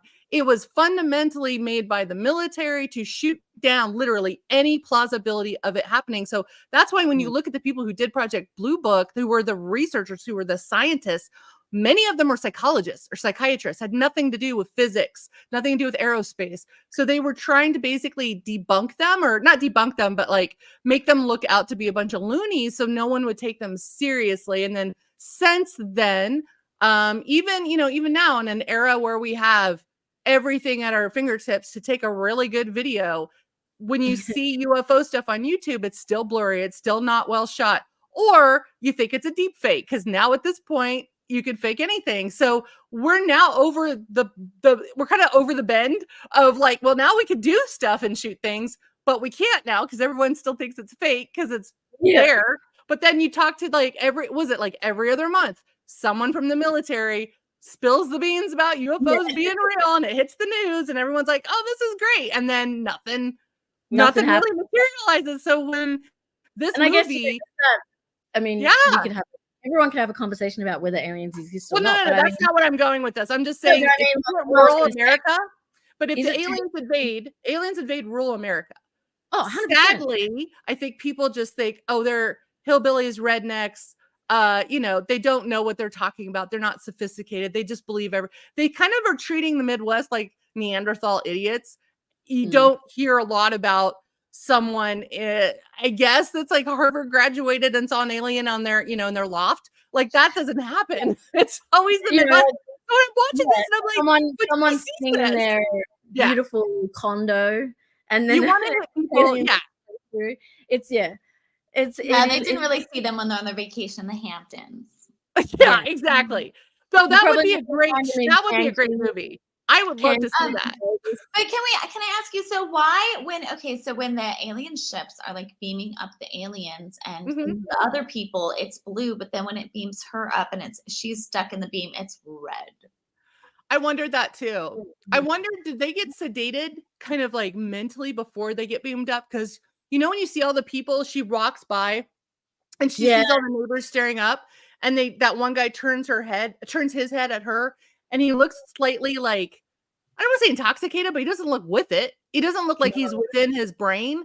So I wonder if they do kind of like a mini lobotomy or something where they just take over your motor functions, your brain. But with her, they didn't because they couldn't. Like she wasn't subdued before they beamed her up. Do you know what I'm saying? Like that's what I was wondering. Maybe they just kind of hard to even figure it out. Yeah, like because it's like the red is like super. It's almost like we haven't seen any color like that through most of the film, and then like explosion of red. So it clearly sympathizes. It means something. Yeah. I mean, good find, because I forgot about that, Jenna. I totally forgot it was a different color. It's symbolic for something. I'm just thrilled to know that like my hypothesis about the movie and the ending was like, that's correct. I'm just like, yeah. I mean, I will say though, you probably got to it a lot faster than I did, because the first time I saw it in the ending, I'm like, well, this is dumb. Like I was like, but this is like the end of La La Land. Like, why did this turn into La La Land? Like, I want answers. And again, I mean, I watched La La Land. I have no desire to see it. I mean, no, I haven't seen it either, but it's like it was a little too like not Stepford Wife, but I was kind of like, why did they end it this way? But also, that's a good thing they ended it this way, because I don't want things to be typical. So it's gotten us talking about it. So they did their job. They made a movie that everyone's talking about because the ending is weird and the whole premise is weird. So and what's up with the aliens? Like, okay, so when the aliens, the big guy, he's like, there's like the house and it's outside and it's dark, and like the ship is above him, and the aliens like making these weird like rune like almost symbols with its arms that were like really creepy. And I was like, ooh, what's the symbolism behind that? Because it looked like a rune, like or something. I thought he was signaling the ship. I couldn't tell. Like when the airplane, when they do the the communication thing. Obviously, but like I just thought it was a really weird like. Did you look it up to see if it was a symbol that was? I don't know. I just thought it was really creepy and weird, and I was like, it looked very symbol-y, like to me. Like it didn't look like some kind of random, like arm movements. It looked very precise, like. And it could be the way they communicate. Maybe it's a way how they communicate to the ship, or wasn't the crop circles also? The crop circle was a similar symbol, and it was used the whole time. It wasn't a full crop circle; it was just the kind of half thing. It kind of looked like a hex symbol on Amish barns. That like the Pennsylvania Dutch witchcraft stuff. I don't know. I'm totally. It wasn't a normal. It wasn't like the old school crop circles that we tend to see. Right, that's what I mean. It was that kind of weird symbol, and I don't know if they were trying to mirror is it Enochian? Not the pasta. I was like, what? Angel language. Because there's a big rabbit hole you can go down on Reddit about that angels were actually aliens, and that angel language is the alien language, and those symbols that you look up for angel magic, which is using angel, it's like a whole thing. But I was like looking at those symbols, I'm like, yeah, it kind of reminds me of that, but we haven't had any kind of anything that's even indicating close to, oh, this is something you need to pay attention to as far as like unpacking the movie. So I was like, okay, maybe noticing these details the second time I watched it. Like I was just I really focused on these like little details. That's why you're here, Jenna, because the rest of us are too busy wondering why she keeps running. And you're like, but there's this symbol we should be paying attention to. When this goes down and the alien invasion happens, I'm calling you guys, and you guys are like, let me know how to solve this. Look at me. I'm like, she packed it in a bag and she put a thank you note, and then she was taken to the post office, guys. Yeah, look at you. I didn't notice that. I mean, and also every time you watch it, but that's why there's 3 of us. Thank you. We all between the 3 of us, we notice everything. Yeah. And like, I notice dumb shit all the time, like the music. Like the music she's playing. I pay attention to the the old-timey bed sheets that she played. That one song that kept repeating. I was like, I mean, it's creepy, and it's like, I was like, that song is got to be something. Maybe it was a song she grew up with her mother or something, but it was that song she kept listening to. But I was gonna say, there was a quote that from Brian Duffield about the weird sort of contortions with reality and the surprise ending, and his sort of thing was, he said, I wanted to play fair, but at the same time I wanted Reddit to have fun. So I think, bless him. I think that that is testament to how you can take this film and find nuggets and do whatever you want with it. And I think that's so fun that he went into this film with the idea of wanting to bring the nuggets to the crowd. It reminds me too a lot of, like, I don't want to say J.J. Abrams totally, but like the whole Cloverfield world when that movie first came out. And again, that is like a whole other situation. It's found footage. I think it's found footage sometimes as its worst, sometimes at its best. I still don't understand how cell phones worked in the subway, but whatever, it doesn't matter. My point is that he was really into transmedia, what I love to do, which is transmedia, which is you put things on YouTube that look real that aren't. Like Blair Witch did a great thing with the fake documentary to the point where I'm like, wait, is this actually based on a real thing? Like I fell for it. And this was like the 90s. That was like when we didn't know any better yet. We were still very innocent film goers, and the internet was just no one had done it yet. No one had like, yeah. And I love any kind of storyteller that's like, okay, we're gonna do this movie. It's gonna be different than what you're used to seeing. However, you could tell he is also a fan of horror and sci-fi and aliens, because it's not like heavily dipped in nostalgia, which I have a problem with now, where I'm like, do we really have to do this? Because like I just rewatched the Wonder Woman 80s movie, and I'm like, first of all, half that stuff didn't exist in the 80s. And second of all, do we really need a long scene of him changing clothes every 5 seconds? Like that, or like Stranger Things when they're in the mall, and I'm like, okay, we get it. It's the 80s. Like I know, I lived it. But like, it wasn't this type of movie for that. Like he wanted to do shout outs to things that aren't typically shouted out. So I was like, okay, this is things that I'm noticing that you don't know, or Jenna's noticing that we don't know, or Renee's noticing. Yeah. And that is a good sign of storytelling at its best. Because it's someone that doesn't just think of characters. He thinks of music. He thinks of sound effects. He thinks of scenes. He thinks of weird symbols. He thinks of weird dialogue. He thinks of weird dioramas. Like, I was like, yeah, this guy gets it. And also, I want to see more. Like, I want to see what he does next. Well, this because is he's getting it. And there's also, did you see the cute part where, okay, so there's part where the ship leaves and the alien's still there, and he looks sad for a minute. He does like a little like, and I was like, oh, poor alien. But then he like turns around and he gets all furious at her and gets all like, rah! And I was like, oh, okay. Well, like, I mean, I don't blame him. I would. Hold on, but that was the moment that I also thought, of course, because I went down this rabbit hole. I was like, okay, well, what if this is actually not even happening? What if this whole alien experience is an allegory for her mental health state? And like, so like the aliens coming is like her having a mental health like fugue come on, or a mental health episode. And then like they're representative of different like episodes that she has. Like one's more of a depressed episode for her that she's fighting it off and stuff. And then like that one's more of like a I don't know, like a well, there's also through attack or something, but I just got the vibe that I was like, well, what if this is like an allegory for like mental health episodes, and each time she's fighting off all of this, and each time it almost kills her, but she keeps fighting over it, and so it's like an allegory for like the struggle of having mental health struggles and having to like deal with, depression or anxiety on a daily Yeah. basis, or bipolar on a daily basis, or anything like that. Or what if the aliens represent the id, the ego, super ego, right? And she's killing them off. But I do like that idea, though, that I shouldn't say I like the idea that she was going insane. I like the idea that you kind of look at it like a mental health crisis, because I think we've all kind of had to delve in that situation one time or another, definitely during COVID.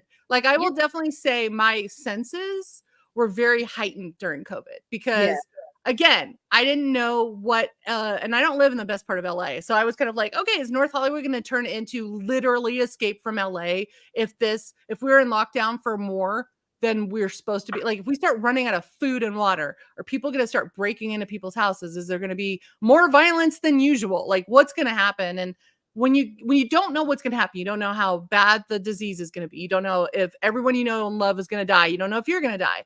It's at that beginning part of the COVID lockdown where you're like, oh, this isn't just for 2 weeks now. This is like everybody's running out of shit. And that's when people get nasty. I'm more afraid of humans during that situation than I am for aliens, because humans they're in it for survival. Like, you're crazy. Yeah, any sci-fi movie that involves alien invasion, zombies, or an outbreak, it's the humans to watch out for. It's not everything else.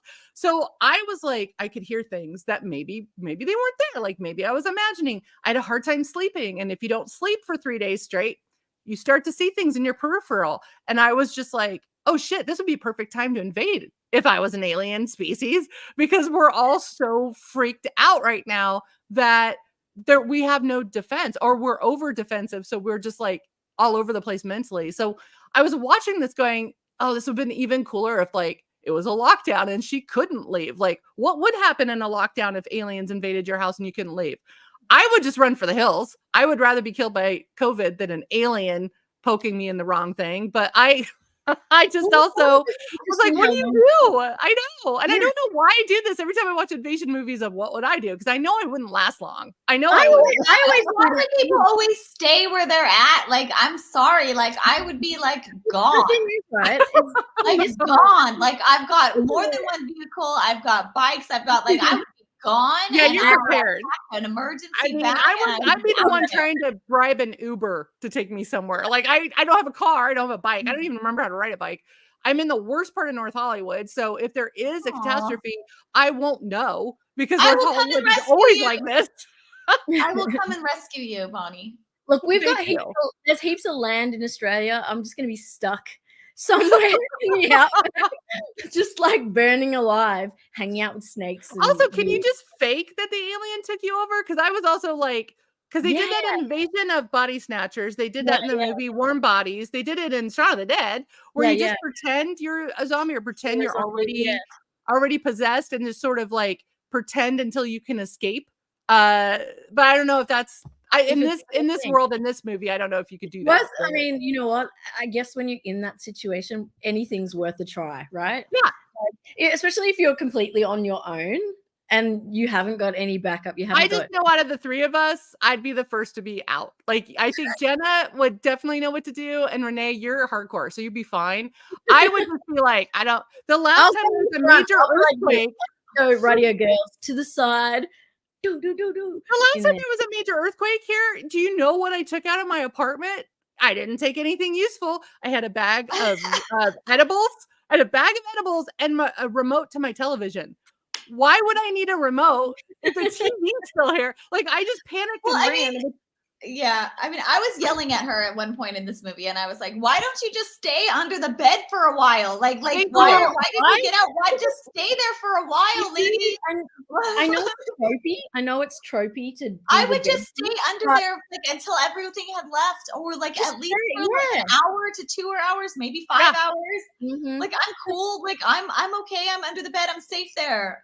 I don't unless they have a strong sense of smell, you're fine. You're fine. If they can hear you breathe heavily, or if you smell weird, because you give off an odor when you're like fighting for your life. There's like a certain kind of like a sweat of scaredness or whatever. But I was also thinking that too, because I'm like, if you find a good hiding place, stay there. Stay there forever until they're running around that house looking for trouble. Yeah, like when you was literally running around the house looking for trouble. I was like, lady, Like, just stay under that bed. What are you doing? I mean, it wasn't as bad as like Barbarians, where I'm like, why are you going down in the basement? It's like every single time, like, why are you propping open the door? When I'm watching a movie like that, and I'm like, why are you going in the basement? I have to tell myself, because otherwise there wouldn't be a horror movie. Like, you have to, exactly. you have to understand. The other week, I was like, miss going America, to those types of you movies guys in theaters. basements and attics. We Yeah, don't basements have and attics. basements and attics. Like, you guys invented horror films because you have all this weird shit you don't need. Attics and basements. Why? Barns. Exactly. Barns are a great place to hide. Anything that you can get low where they can't immediately see you, like a ditch, or if there's a bunch of dead bodies around, hide underneath the dead bodies. They're not gonna do a check. They're not gonna, like, you know what I mean? Like, just pretend you're dead. Yeah. Well, that's the thing. It's like that. The show has turned into survival tips. But it is. It's like, it's kind of hard not to, though, because when I love a movie this much, and I really did like this movie. I loved it too. It was just really beautiful. Like, it was beautiful. It was just well done. Like, the special effects weren't cheesy. The forest shots were just stunningly beautiful. Yeah. Like the contrast or juxtaposition or whatever you want to say between like the light scenes and then the dark scenes of like the idyllic, like beautiful, like country town that she lives in, and then like how, you know, how awful that what happens there is, you know, like I just love that. Just the look of it. It was just so beautiful. I know I say that for almost every movie that we review. No, we pick good movies. I really do like aesthetically like pleasing films, and this one just had a really great style to it. The wardrobe, everything, like her outfits were so cute. You know, and detail her house of everything. The little bow in her hair, and like the detail. It reminded me of like Wizard of Oz, because it was like the ribbon and the way her dresses were cut. I was like, it really gave that like fantasy land, and which is super accelerated and super exaggerated in the ending. You know, then you know, and I think but it was like I'm always impressed when something relies heavily on outside things rather than dialogue. I'm always super impressed. And I think that is the hardest storytelling to do. And to be a fly on the wall when he pitched this to get funding. Well, I would have loved to see what his pitch is, because I can tell you right now, major studios would have been like, wait, we don't know where there's no dialogue.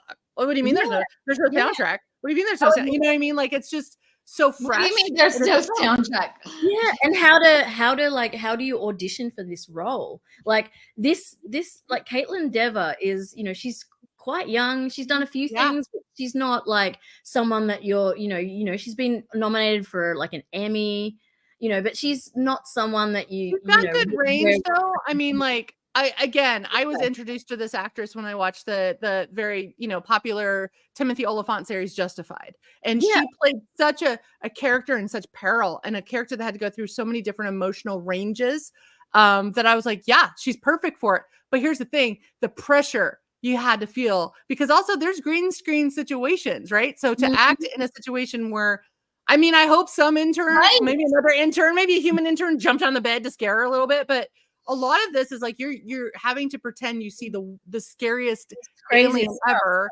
I know, which is why it's so remarkable. And there's like, she does it all just with her face expressions, with her body movements, with, you know, like her little utterances, her little like sighs and inflections that she's, you even know, her breathing. Even the way she's breathing in different scenes. And I mean, I couldn't imagine. I would think this is an emotionally and physically exhausting role to have, because I don't know how long it took to film this movie, but I was just like, that's a lot. That's a lot of pressure, but it's a lot of acting. Having to get into the mindset and be like, this is everything that's going to happen. I hope she's not a method actor, because I'd be like, I can't say anything. I can't do this, that, and the other. And you're like, but you got to convey it. It feels like it would take a while. And you're sharing every scene. You are in every scene. So you have nobody to play off of.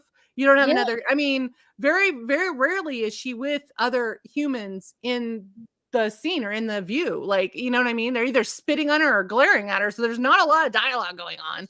But also there's a lot of like, when she's not sure what's going on, that the humans have been taken over, she's just seen the aliens. It's like, oh God, this turns also into creeper in the van kind of thing, you know, the creeper postman thing, where you're just like, wait, is something else happening? Like, I I don't know. I was really impressed with this movie. And again, I watched it a second time and saw things I didn't see before. And I'm sure if I watch it again tonight, I'll be like, yeah, didn't notice that. Yeah, I don't know if I she's literally wrote down, I just found where I literally wrote down, why didn't she just stay under the bed? Like, what? Yeah, Right? stay under the bed, guys. When something happens, if you run under the bed, stay under the bed. Commit. Stay in the and I will closet also say for a though, while. this But is we a all good know. reason. This is a good motivation though when you're cleaning your apartment to, especially if hardwood floors, always dust under the bed, because I would be the fool hiding underneath my bed that's very dusty, and my asthma attack would come on right when I'm hiding. So like, just remember, if you're going to be hiding in places, make sure they're not dusty or full of rats or spiders. Like, just make sure that you've got like, I feel like I'm like doing a prepper TED talk, but I'm like, I have not been abducted by aliens yet, but I'd like to think I have plenty of places I can hide. Up many times, you know. I mean, the amount of times in my life that I've posted that meme where it's like with the aliens, and it's like, please save me. Like, yeah, I'm ready to go. I mean, I'm actually ready to go. Like, I'm talking about if there's the option to just go with and not be the three of us abducted and left on an alien ship together. I'm okay with that. I'm ready to leave.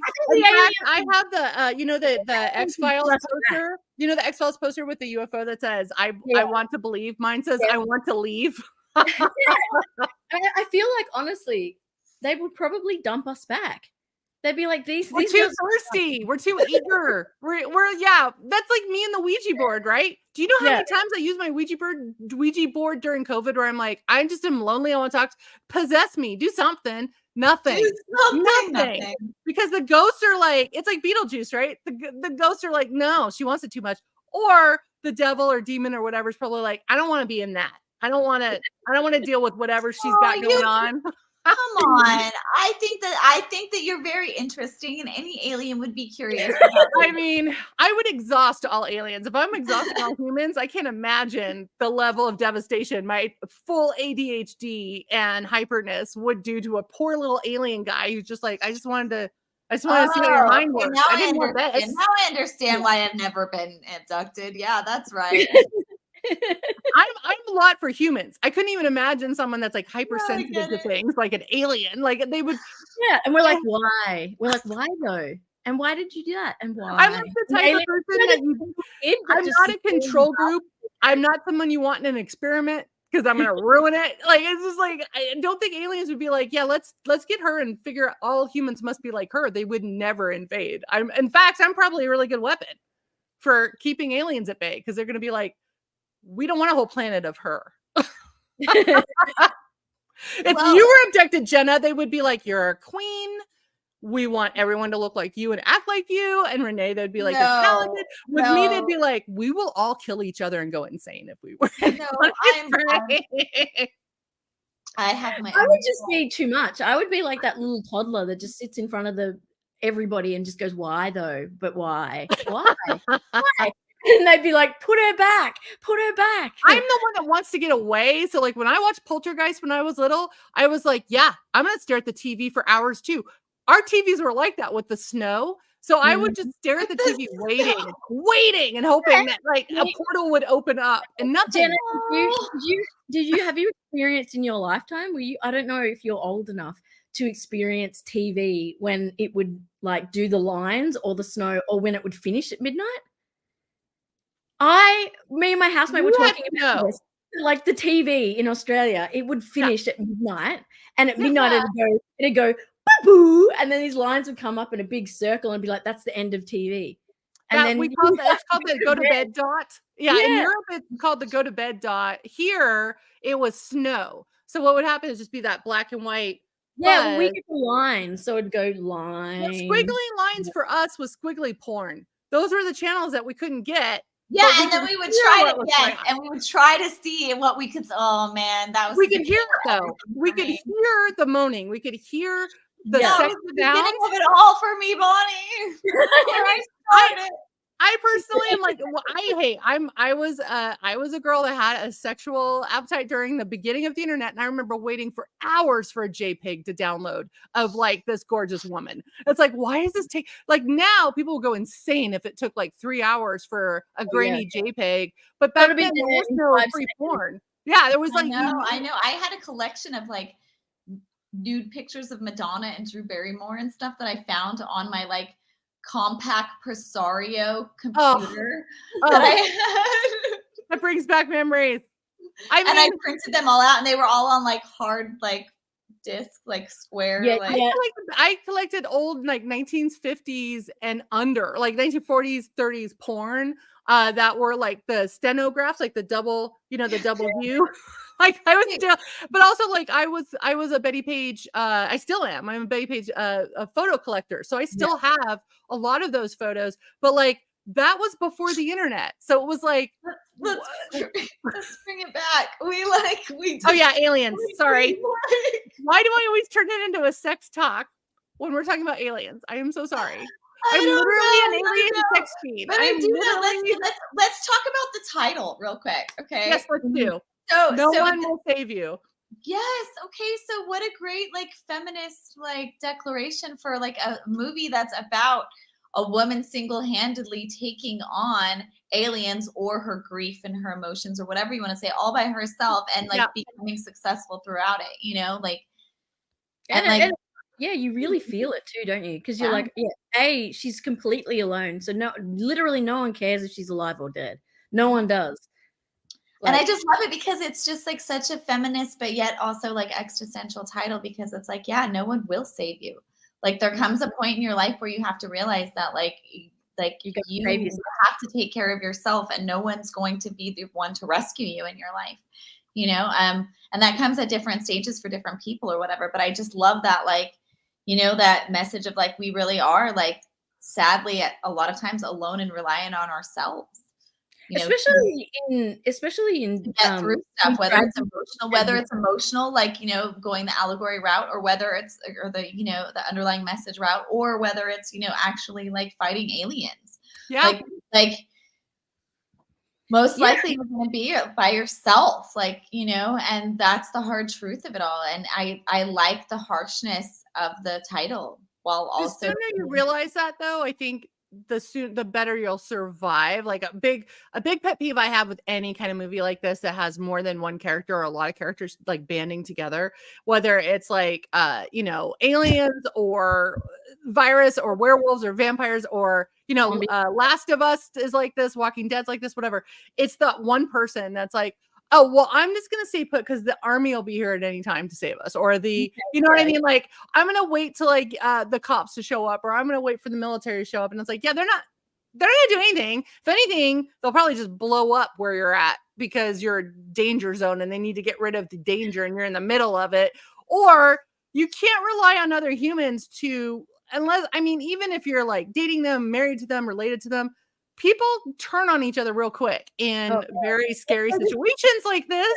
So it's like you are kind of like, you have to look out for yourself. I'm not saying, say good luck everyone else and leave them to die, but you can't rely on them to save you. So it's kind of like, I liked that title, but also it's even more scary when you think about it, where it's like, it is. And that's what I love about it, is that even the title, I feel like has like a lot of levels like that you can that you can get out of it, and I mean that's the sad truth of it in a lot of ends, is that like you are on your own, like in a lot of and no one trains us to do this unless you grow up in a prepper family or a military family, unless you like make it a point at a very young age. Or I think you can always learn stuff no matter how old you are, but self-defense, I don't understand why that is not taught to girls at school as a PE course. I don't know why that is not required. Right? I don't know why they don't teach you basic. You do things like run around running around an oval, I guess it kind of gives you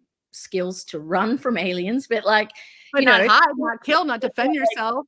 And I'm also like, I learned how to shoot at a young age, but also I was in a different era where people were not bringing guns to school and shooting each other. When people brought Right? guns to our school, it's because we had a thing called gun club, and it was to teach you how to clean and shoot for hunting, not to Columbine up your school. Like that, Columbine didn't happen until I was in college. And I knew people at that school, like when that happened. So I often wonder about that with invasion movies and, you know, and all apocalypse and, you know, everything, zombies and whatnot. It's like, in Australia, we don't even have guns, bro. So what? Hunting? You do hunting, right? Don't you have hunting season and things like that? No, so in Australia, I believe like you can get them if you're like a farmer or something like that. And I guess we don't have certain military or police have them, but other than that, you can't get a gun there. I mean, it's a shotgun. I will say the United States is not like an ideal default to look at, because you can be completely deranged and still manage to buy an AK-47 or Uzi or a Glock. And even though we try to put all these things in place to help protect people from people who should not have guns, it's written into our Constitution, and still a huge bulk of this country would rather the whole country blow up than not be allowed to have a bunch of guns in your house. So that's always going to be there. It's just gotten worse and worse and worse and worse because harder because I guess, like, so in Australia, you're not allowed to have semi-automatics or automatics. They don't exist, right? So there's only the old school one type of shotgun that, like, your whole body goes flying 20 million miles backwards if you shoot it. So, like, and there's not handguns and stuff either. Well, so it's like, you can't shoot a shotgun without getting hurt. You just it's how you stand, but you got to know. But what I mean is, you're in the middle of an apocalypse. You've never shot a gun before. One, you're gonna go. You're gonna hurt. I mean, at least it's not like they left Australia with bayonets and that's all you have. So at least shotguns are like. But I get what you're saying. I mean, we have. I think, you know, that's why you don't see that many. You know, we've had mass. It's so weird. We had a mass stabbing. Like, what? We had a mass stabbing because you can't. You know, and it's easier to stop, obviously, but it's more fucked up because the person is obviously next level if they're willing to. That happens a lot, and Asia does that too. I think Asia's had a lot of like stabbing spree killers, poisonings, and also other stuff, but not so much like here, where there's like shootings all the time, just because of, I think, the availability of guns, probably, but also maybe the culture. Also, we are the toddlers of a country compared to all the other countries that have been around for centuries. So, like, we're still kind of like brats with our guns. And again, I'm not anti-gun. I'm just like more like, I just want more responsibility. I want more people to maybe not have that be your first choice to end a dispute, like maybe do some other things. But like when it comes down to, you know, a lot of people, my dad, one of them, you know, I have relatives like this, they're very concerned about, and I don't want to say it like they're crazy thinking about British invading or anything, but they're always concerned about if there is an invasion, they want to have their own guns. They want to be able to protect themselves. So this is not about home invasion. This is like if there's a civil war or something like that. And so I get that. But the problem is, though, I don't think on average, most people know how to shoot a gun without injuring themselves or doing something wrong. They don't know how to protect themselves with self-defense. But also, these aren't humans. These are aliens. So, like, I don't know if I could get jujitsu my way through a bunch of aliens, if maybe they have other ways to, like, just having them down. Jujitsuing. You know what I mean? Like, it's not like I can't pull some, like, Scott Pilgrim moves and survive if, like, they have venom in their fingertips or something. So Jenna's got a golden moment. Oh yeah, Jenna. I found also a moment that I wrote where she does say something in the car when her car doesn't start. I believe she yells. She goes, "Come on," or something. And it's very muffled, but it is another bit of dialogue. I wrote it down. I tried to write like every instance that there was any kind of like dialogue because I wanted to see how little there really was.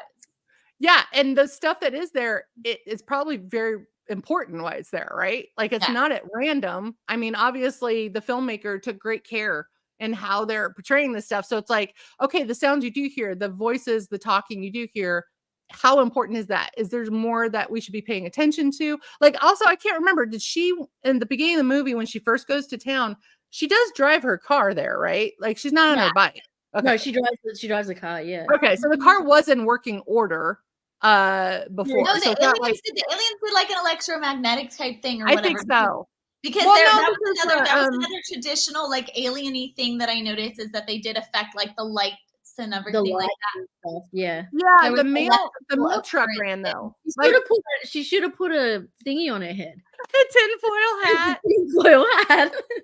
By the way, I'm worried about Jiffy popping my brain by doing that, so I'm not going to go that route. Like, I'm just like, nah. Have we really tested that theory? I don't think so. I just think it's so ridiculous. Like, that's not that particular film is not like the best film on earth, but that scene where they're all sitting with those hats on is one of the funniest things I've ever seen. Oh, we talking about Signs? Yeah. I love that movie so much because there's so many creepy moments, like the CNN footage, right? Of like the alien walking by the kids' party in like Mexico or something. And also, if you grew up near a cornfield, I'm just gonna say it right now, cornfields are the perfect background for any horror film, for any and also during Halloween, which we did all the time, the town that I lived at that had there are cornfields everywhere, wheat fields everywhere. They would purposely, and I just saw a TikTok of this happening where I used to live. They would purposely dress up people as killer clowns and just have them sit in the cornfield. So it's not even like a maze. It's like a pumpkin patch. So they don't even know it's coming. And it's just like it's like one of those moments where you're like, yeah, I'm staying away from corn. Even like Clown in a Cornfield, which is a great book series. Yeah, that is just like, that gets me. So I'm kind of shocked they didn't go this route for this movie because it is farmland.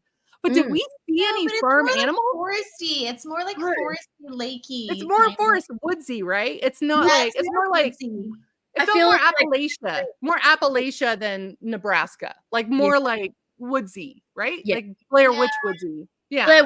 I feel, and there's like little creeks and stuff, but yeah, you don't really see like animals. Yeah, there wasn't any livestock, was there? I don't remember a dog or anything because I always check. That's something that's almost always in alien type films. I know the dog's always the first to go, or the cow, or the cow, or the sheep, or it's also, I find that to be lazy filmmaking myself, and I have to vet. So you can prove that something's dangerous or evil without killing off Fido. Like, you don't have to kill the pet dog. In fact, I prefer it when the dog.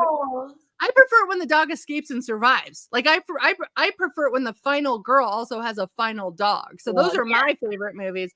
But I have to go to doesthedogdie.com and put in so many horror movies. As soon as I see a dog on the poster or in the first 5 minutes of a movie or in the trailer, I'm like, and especially, obviously Pet Sematary, it's never going to last. But things like alien movies, you're like, oh God, I really hope that dog is, I hope aliens like dogs. Like, I hope they don't just kill them. The quintessential The Thing. Come on. Bye-bye, doggies. Poor dog. Ugh. That's also a Christmas movie. That's also one of my favorite Christmas movies. It's one of my favorite films of all time. What a film.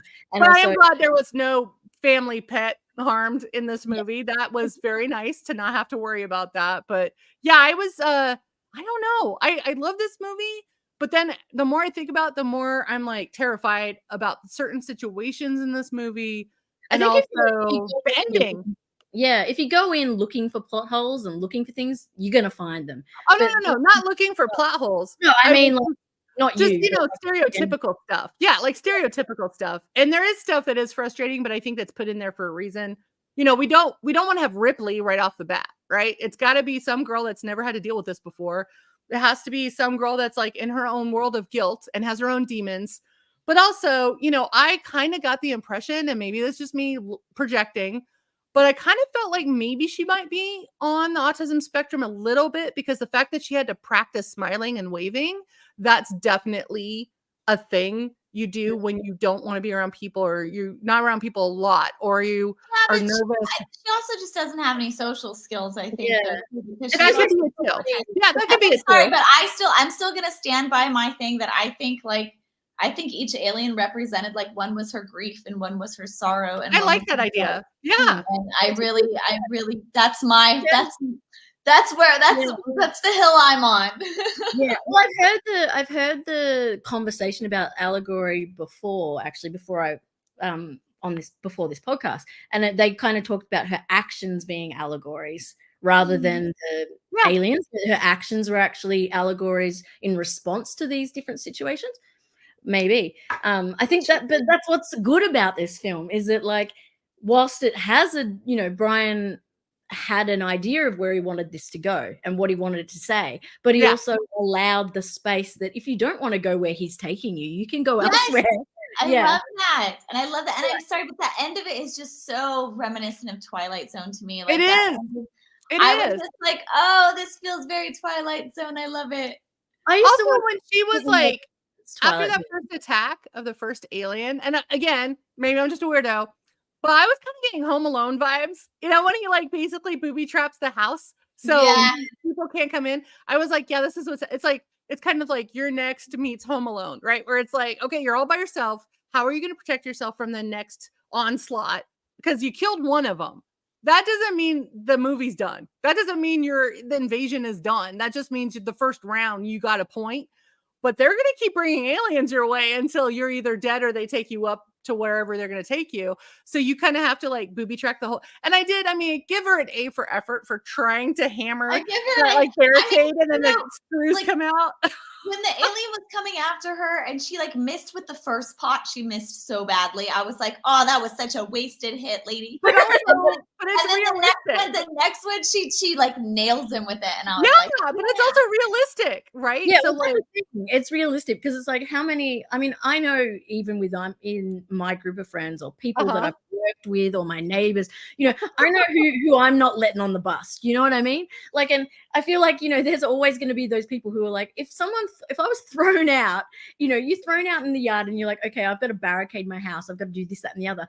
I know people who would just sit there and cry because they would be like, I don't know what a hammer looks like. That's going to be this. That's like, I mean, that's survival rules. You always want to have one friend that's slower than you so you can outrun.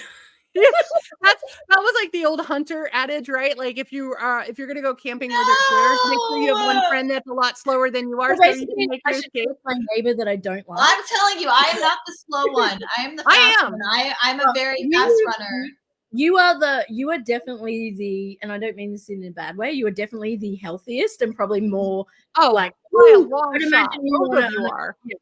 I would like, I mean, we've talked about this before when the zombie stuff hits. I'm going to be like, yeah, just make me a zombie so I don't have to worry about shit. Because I'm just a little demon. Like I feel on the like, you know, hyped up. Whereas but I'm not like very realistic. What I like about, especially a lot of genre horror films, right? Where people are not trained to deal with aliens or vampires or werewolves or whatever, zombies.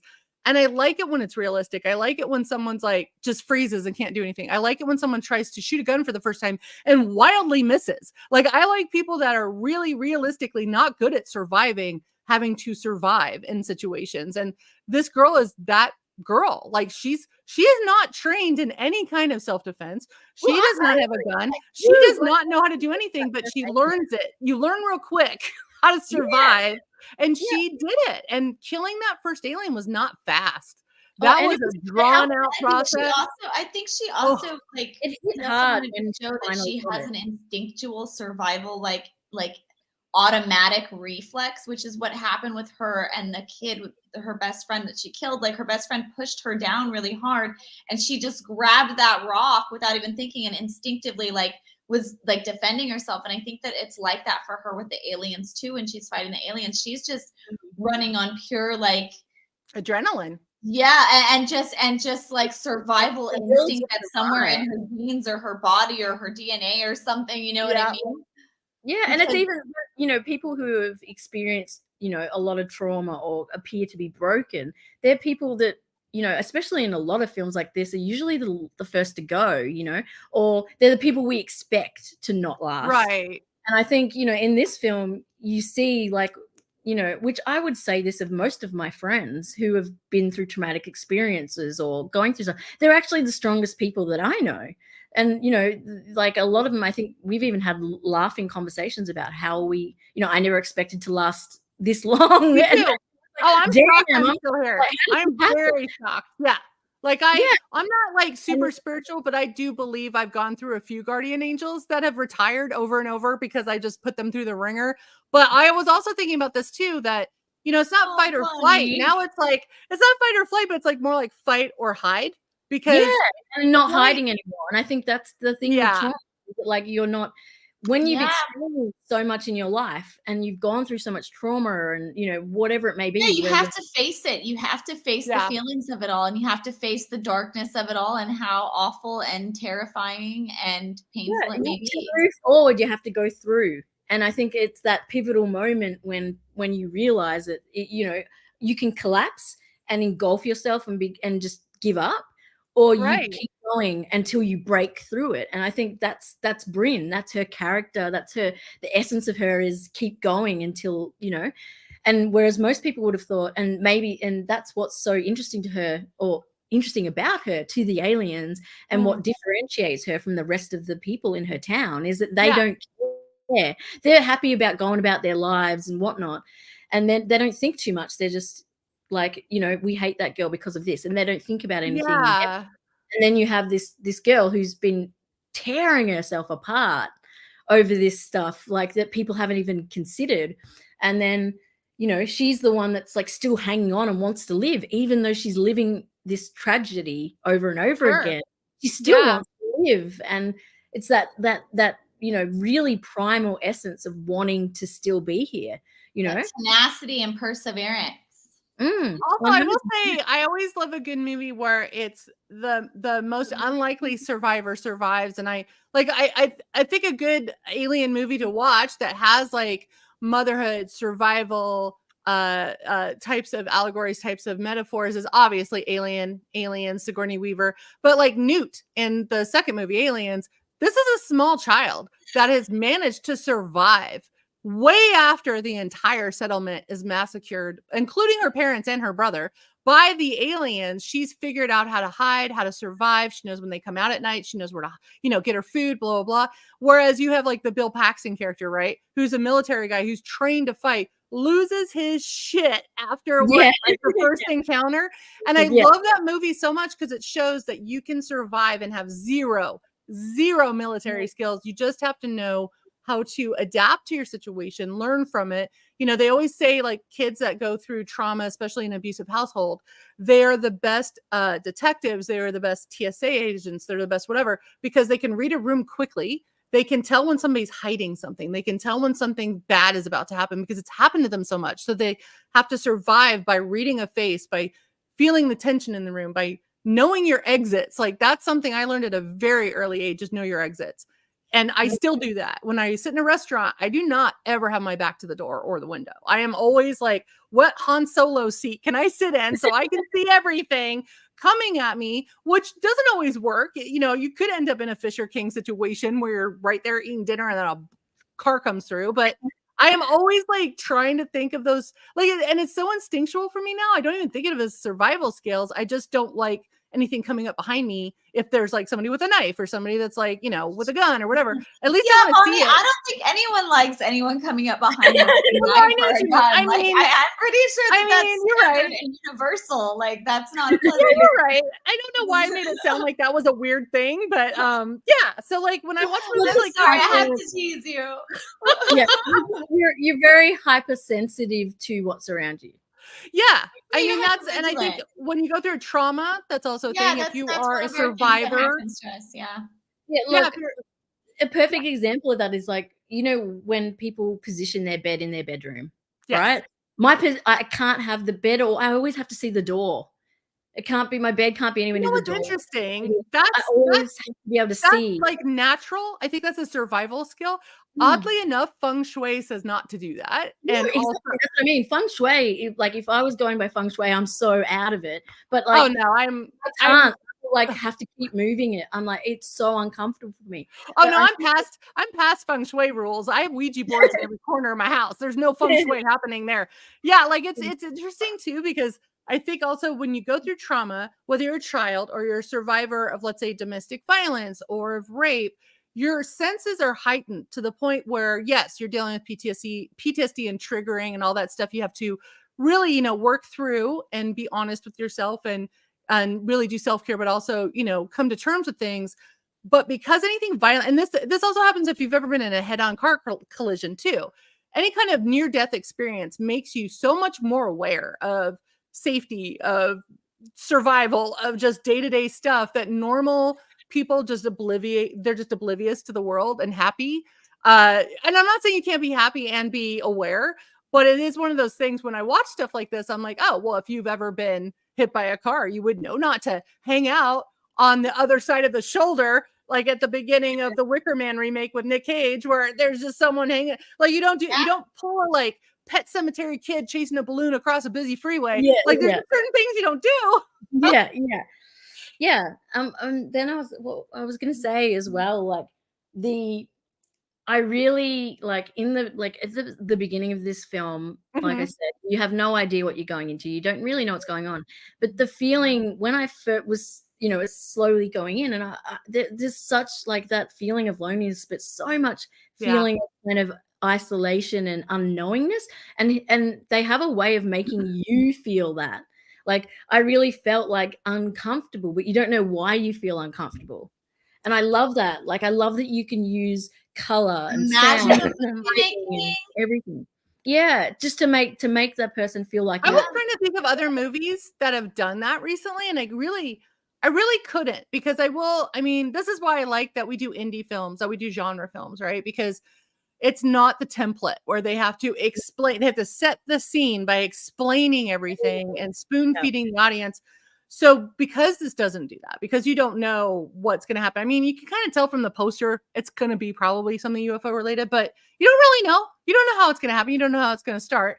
And if you don't watch the trailer, you're even more oblivious, right? So there's this sense of uneasiness. I never watched the trailers ever. And also and also when there's a horror film with zero music cues, you don't know, like Blair Witch. That's why I like Blair Witch. How many films have we watched recently? Just in this, like even in the last 12 months, how many films have I watched that don't have a soundtrack or a score? And I was like, I actually can't think of any. Nearly every film. All of them had, I think all of them. The only time they don't was like I just went through the whole Hill House. Is it Hill House? Hell House LLC, because the new one just came out this week. That's the ongoing story. Origins. I just watched it. It's great. I highly recommend. It's on Shudder. Here's the thing. Those don't have music. The only time they have music is one piano score, which is about the backstory of the ghost or cult or whatever you want to. There's only one piano thing, and they use it for tension. They're actually playing it, like some characters playing it. It's not like a background noise. And those types of found footage movies I love, because there is no soundtrack. You wouldn't have a soundtrack on a found footage because it's a found footage. There's no soundtrack. When you see something like this that's not found footage, but it almost gives a vibe that it is, like, even though it's not, like, the production values are good. Clever about this film, though, isn't it? Is it like, right? It sucks you into being in the situation. You've got the no dialogue. You've got like only these sounds. There's no cues from music to let you know, ooh, something's coming. So you're literally, you are there with Bryn as she's experiencing this. Yeah. So you're like, whoa, what did that happen? And that sound. Yeah. The scene where she wakes up and she completely craps herself, and it's just the bins. I was like, do you know how many times it happened in my life? I mean, I know. I'm the same way. When COVID happened and all the wildlife went crazy in LA. So there were I had coyote sightings in my parking lot. We usually just have raccoons and skunks and feral whatever. We've never had that. So it was kind of like you're starting to get into the what's happening here. But I think the cool thing about this movie with the first invasion, you hear it and it sounds like, oh God, someone's breaking in. It's probably one of the town folk hate her, right? So I'm like, oh, someone's breaking in to kill her. Maybe it's the dad. Maybe it's you know what I mean? Like it's some human. And then when you hear the clicking, when you hear that weird guttural alien sound and the clicking and how fast the footfall is, that's what freaked me out. Cause I was like, this better not be a spider. This better not be a giant spider situation. Because I've already watched 2 of those Boogeyman movies where I'm like, no. Yeah. And I'm just like, oh God, no. And then also, you can't reason with an alien. So you can't be like, you can't valuables are in the truck. Yeah. That's the quote. The cash is on the dinner table. My diamonds are in the box. Like you can't. You can't be take my money. My money's over there. Like, take this, that, and the other. Because it's not because there's always one character. They want my womb or my head or my ass. I always love that. I always love the one character in a horror film that's or a sci-fi film that's oh, I'm going to offer to be their assistant, or I'm going to be the one that gets them tastier humans, or here's all my Bitcoin, that kind of thing. And you're yeah, they don't. They don't care about that. They're here for you. They're gonna kill you. It has nothing to do with bartering. You can't douchebag your way out of it. You can't like try to be And their even best friend. yeah, and that like I said, I mean, I've said this so many times, but it sticks with me because I really don't feel like I've seen it in any other film, is aliens going this fast. Yeah. Like, I know, it's like, and you just hit the nail on the head before, Bonnie, because it's spiders. That's exactly how I felt. It was because the noise on the floor. It's just a scattering. And scattery. And I was that crawly. And I don't know what it is, but lately I've been accidentally watching horror films where the monster is a spider-like character. And I was just like, wait, is this a theme? Is this like, it's all different years. Like it's a bunch of stuff that like landed on Hulu and Netflix and YouTube and all the other places for Halloween, right? So October is like the best time to watch everything because it's just all the channels just flood you with stuff. But I was like, and also the new American Horror Story has I don't want to spoil it. There's a spider in the picture of the cover of it. So I'm not spoiling anything, but it's one of those things too where you're like, I don't want to deal with any spidery alien bullshit. So like, at least it was a gray and not a spider situation. Cause I'm like, please just be humanoid. But it was kind of spidery though too. Like the big one that came off the house. The big one. That was creepy. That is true. I'm sorry, but as someone like, I you know you're getting old when I was watching it today and I was like, oh man, he really ruined the roof on our house. I was like, that's gonna be a lot to fix, man. Like that's expensive. That sucks. That's expensive. When he blew through the door too, I was like, oh man, that's a nice wood door. Like I was thinking about that too, because I'm like, okay, because every time I move into a new apartment, my dad has trained me to, okay, take out the screws of the door, your front door. It's always a wooden door. And then you have to put in the screws that are really long. Because usually doors have this and then you can break them down easily. You want to break proof door down, basically. Yeah. So that's what you do.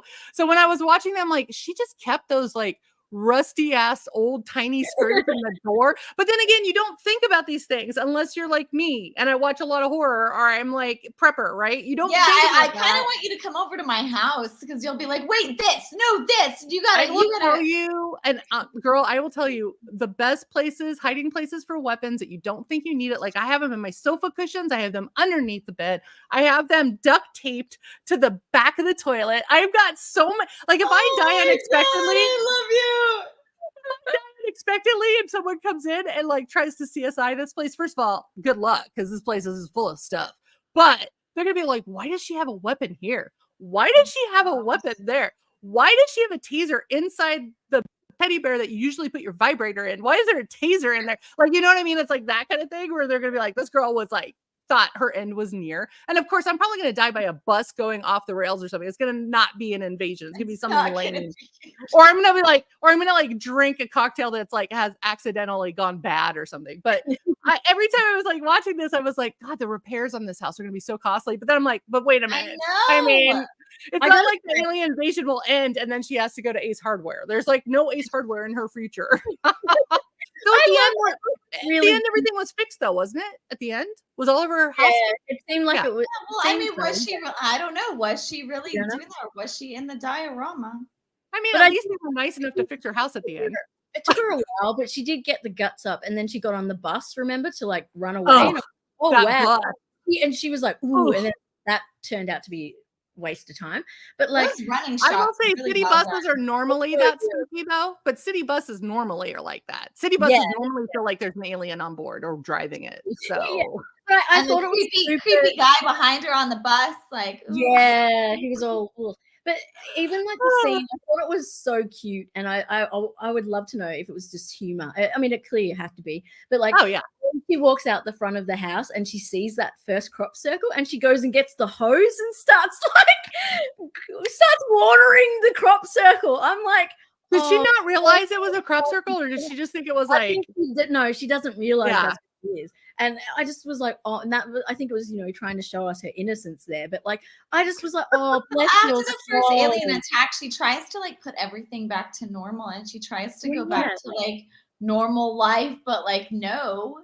Yeah, that's a coping. Go back to like, Well, I mean, it is a coping mechanism. Like, did you guys watch the series Last of Us? Did you watch any of it? Yes. So when you get to the Nick Offerman chapter, when he's like there and he's a prepper, clearly, and then he falls in love with, someone that's visiting, and but they have such a nice life together. But meanwhile, the apocalypse is happening, but they've made themselves this nice, like, suburban bubble for themselves. I love that his husband is like trying to get other people to come visit. Like, there's no apocalypse happening. Like, I love that the gay kicks in right away with a gay, like I'm part of the queer community, and let me tell you, there's going to be, during this zombie apocalypse, mushroom apocalypse, alien invasion, you're going to have your lesbians who are going to know how to survive. So find one. Or you're going to still have the guy that just wants to have nice dinner parties, even during the apocalypse. And I'm trying to figure out which one I would probably rather be with drag queens, because they're kind of the best of both worlds. They survive in any situation. But at the same time, like, you gotta, like, pretend things are normal just to survive things like this. And I think maybe that's what she was doing. Like, maybe she killed the alien, but then she's like, okay, but things could go back. Like, maybe this is a one-off, which is funny because there's not gonna be one. There's gonna be a ship, and there's gonna be more. So it's not like a lost alien. Like, I mean, you're like, you're hoping in your inner core that there's only one, right? Right, it's a one-off, right? Like, he was lost. Like, he just accidentally showed up. Yeah. He's like, he's just one dude, and he's like, I'm gonna break in. Maybe he's on a walkabout. Maybe it's a summer holiday from Mars, and he got lost. Like, you just hope there isn't a whole ship of them coming. He was just looking for a snack in the fridge, man. Right? He's just hungry. It's just like Cocaine Bear. It's just a bear in bad circumstances. I'm sorry. Okay, so I didn't think I was gonna like that movie, and I love that movie.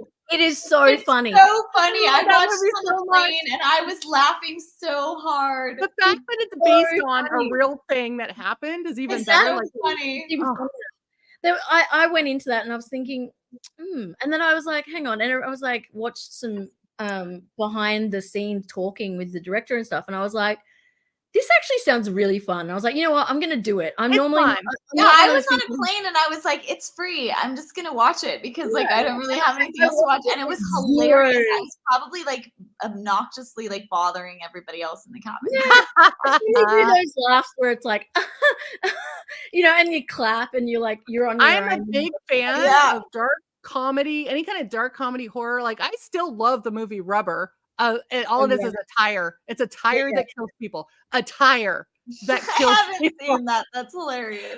And there's also like a bunch of new like weird puppet killer movies that aren't scary puppets, but you watched Slacks, didn't you? Yes. Yeah, that was actually very good though, because that's commentary too about Jenna is a chick gets a pair of the jeans that she wears are like killer jeans. Yeah, but I don't want to ruin it. I don't want to spoil it for anyone who wants to watch it. Spoil it, but it's not just about that. It has a very strong message about sweatshops and about fashion and about like quite funny. It's got that dark humor. But it does have a message. It does have a message. It's not completely I'll have to. But it is quite funny. Like, I gotta say, I did giggle quite a lot. It was a lot of fun. And also the movie that's about the hair extensions that demand blood.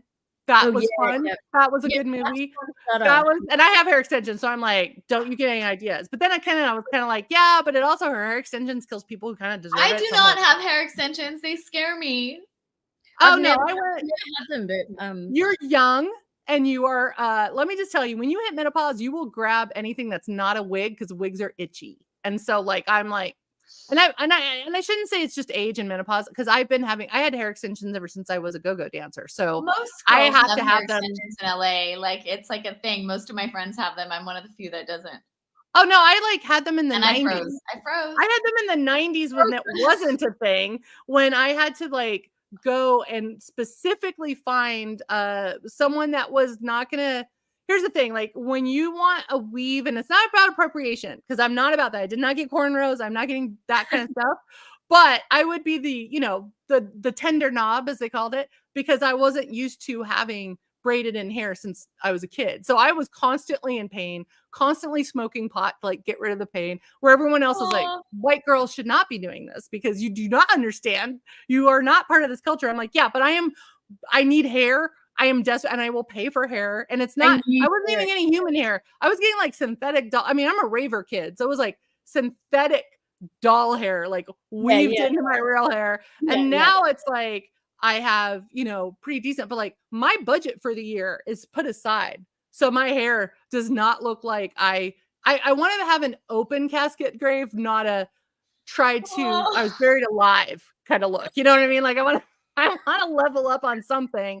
And that's the only thing I can control is my hair. I can't control anything else in my life, but I am going to control my hair. So I love a horror film that like goes to that level. The Other Black Girl is a really good series. It's on Hulu. That's based on a book that's about not hair weave situation, but it's more like, when you find you have someone that you can like relate to in the office, but maybe they don't have the best things in mind for you. Like it's not like horror, but it's more like work horror, but with some other stuff attached to it. So every time I'm looking for new horror films for us to watch, I'm always like, okay, what can we find that's got a strong female lead, hopefully written or directed or something with women? Doesn't have to, but I always like that. But also stuff that's not typical. Yeah. So I'm sorry. I kept talking. I realized Jenna's frozen. I'm like, wait, I'm so frozen. It's not even funny. Like I have the wheel of death, like the little colorful wheel that's just spinning, and so I can't see anything. And you look great. I mean, well, we're all frozen. Like I can see that we're all frozen from my end, and like we all look beautiful. But like I know that's my end. I'm glad that it's at least frozen on a good point for you. We've just got you frozen. You look great.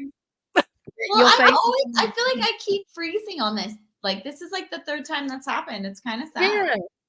And it goes good until we get to about the 2-hour point, and then it's like my laptop freaks out. Yeah. So I have a request. I mean, we have got a lot of great movies coming up, a lot of great interviews coming up on this show. I feel like we're very lucky to have such a great roster of people coming up and movies coming up.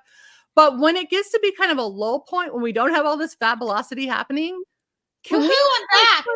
Oh yeah, you're back. Yes. Can we watch a horror film and I'm not talking about the Megan film because it was cute, but it wasn't really horror. Can we watch one that has to do with AI?